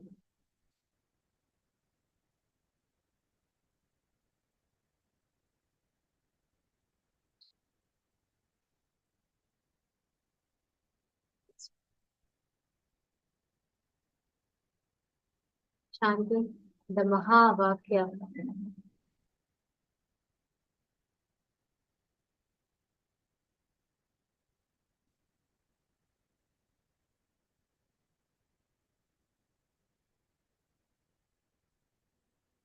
Meditate on the form of Swamiji, connecting with the Nijavatara, the living embodied form of Sit as Paramashivam. Inhale and exhale. Nithyananda Paramashivam. Visualize, meditate, connect with him. He's a living being. Drop your Paramashivam.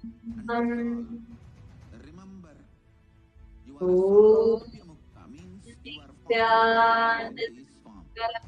Paramashivam. I am initiating Salopyamukti.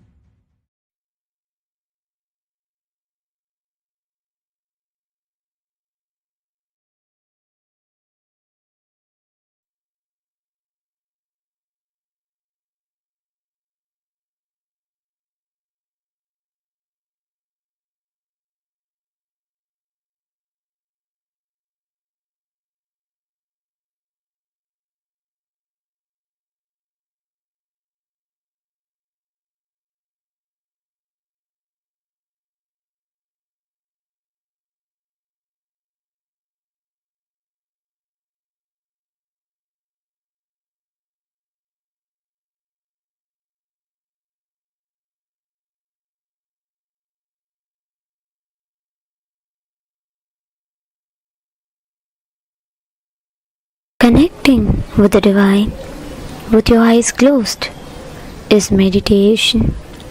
Connecting with the divine with your eyes open is darshan. Come, let us all now move from meditation to darshan. Slowly, very slowly, please open your eyes.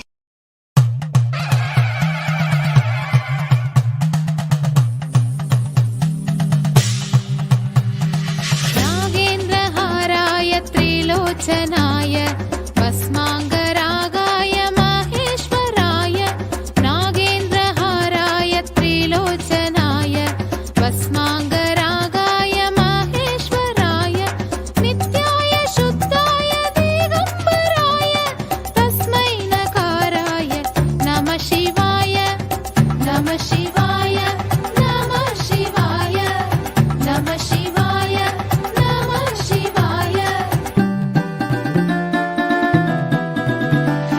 Mandakini Salil चन्दन चर्चिताय नन्दीश्वर प्रमथनाथ महेश्वराय मन्दाकिनी सलिल चन्दन चर्चिताय नन्दीश्वर प्रमथनाथ महेश्वराय मन्दार पुष्प बहु पुष्प सुपूजिताय तस्मै नकाराय नमः शिवाय नमः शिवाय नमः शिवाय नमः शिवाय नमः शिवाय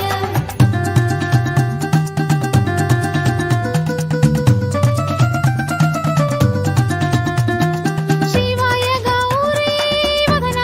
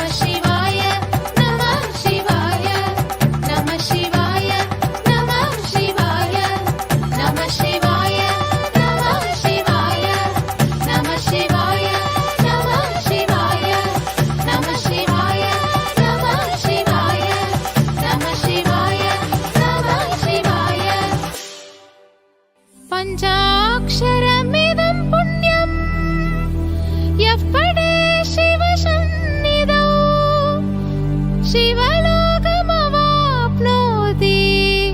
शिवेन सह मोदते शिवेन सह मोदते பித்தனே சித்தனே உலகோரின் பித்தெல்லாம் தெளிவித்து ஞான வித்தை தந்தவனே நித்யானந்த பெருவாழ்வின் பொருளானவனே நித்யானந்த பெருவாழ்வின் பொருளானவனே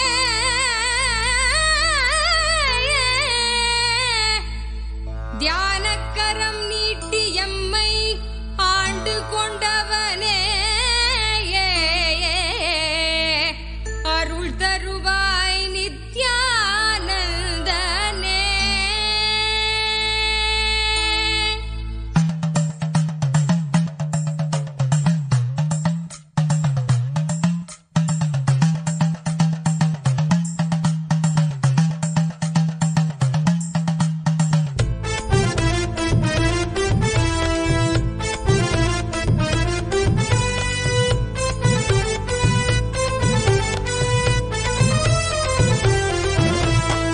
தங்கமலை வந்த மகாதேவிகமாய் நின்றவா அண்டத்துக்கு நித்யானந்த தியானம் தந்தவா. தங்கமலை வந்த மகாதேவிகமாய் நின்றவா அண்டத்துக்கு நித்யானந்த தியானம் தந்தவா. கட்டி தரும் நித்யானந்தன் தியானம் தன்னை செய்தாலது பக்தியோடும் ஸ்ரத்தையோடும் நித்யா உன்னை பூஜிப்பது பல நாட்டவமோ பலனாய் நித்யானந்தன் ரூபம் இன்று இறையே குருவின் உருவில் வையம் காக்கும் எண்ணம் கொண்டு தங்கமலை வந்த மகாதேவிகமாய் நின்றவா அண்டத்துக்கு நித்யானந்த தியானம் தந்தவா. தங்கமலை வந்த மகாதேவிகமாய் நின்றவா அண்டத்துக்கு நித்யானந்த தியானம் தந்தவா.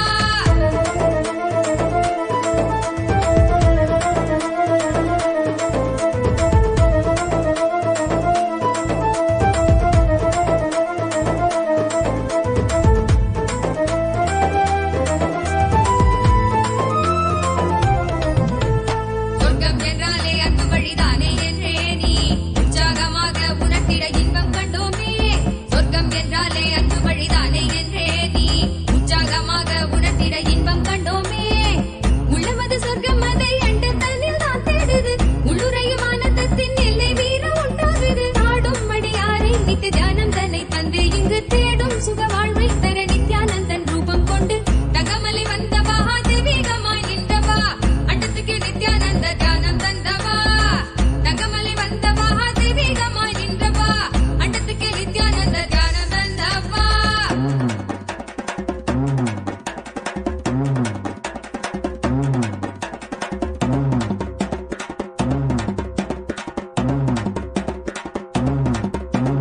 உள்ளுக்குள் உண்டாகும் நித்ய ஆனந்தம் கண்டாலே உள்ளம் தெய்வீகம் கொண்டாடும் என்றாய் நித்யானந்தா நீ. கள்ளங்கள் இல்லாமல் கொள்ளும் தெய்வீகம் எந்நாளும் எம்மை ஞானத்தின் மெய்வாழ்வில் சேர்க்கும் யுக்தி தந்தாய் நீ. உள்ளுக்குள் உண்டாகும் நித்ய ஆனந்தம் கண்டாலே கொண்டாடும் என்றாய் நித்யானந்தா நீ. கள்ளங்கள் இல்லாமல் கொள்ளும் தெய்வீகம் எந்நாளும் எம்மை ஞானத்தின் மெய்வாழ்வில் சேர்க்கும் யுக்தி தந்தாய் நீ. நித்யாவன் பாதம் அதை கண்டாலே போதும் மெய்ஞானம் வாழ்வில் பொறியாக குடியேறும். அகமும் தெளிந்தே ஆனந்த கூத்தாடி விட குருவாய் வளர்ந்தான் மெய்ஞானம் எம்முள்வதிட. தங்கமலை வந்த மகாதேவிகமாய் நின்றவா அண்டத்துக்கு நித்யானந்த தியானம் தந்தவா. தங்கமலை வந்த மகாதேவிகமாய் நின்றவா அண்டத்துக்கு நித்யானந்த தியானம் தந்தவா.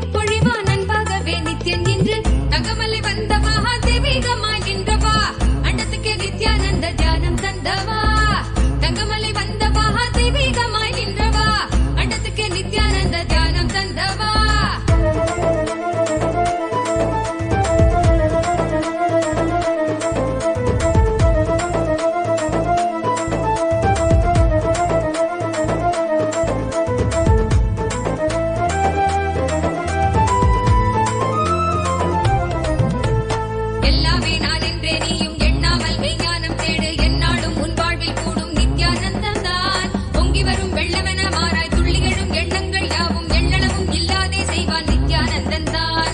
எல்லாமே நான் என்றே நீயும் எண்ணாமல் மெய்ஞானம் தேடு, எந்நாளும் உன் வாழ்வில் கூடும் நித்யானந்தன் தான். பொங்கி வரும் வெள்ளமென மாறாய் துள்ளி எழும் எண்ணங்கள் யாவும் எண்ணளவும் இல்லாதே செய்வான் நித்யானந்தன் தான். ஆகாரம் எல்லாம் அங்கு அடியோடு மாறும், மிக வாழ்வில் என்றும் நித்யானந்தன் கூடும். ஜகமே மகிழ எந்நாளும் ஆனந்த மழை அருளாய் பொழிவான் தெய்வீகம் தன்னை தந்திட. தகமலை வந்தவா தெய்வீகமாய் நின்றவா, அண்டத்துக்கே நித்யானந்த தியானம் தன்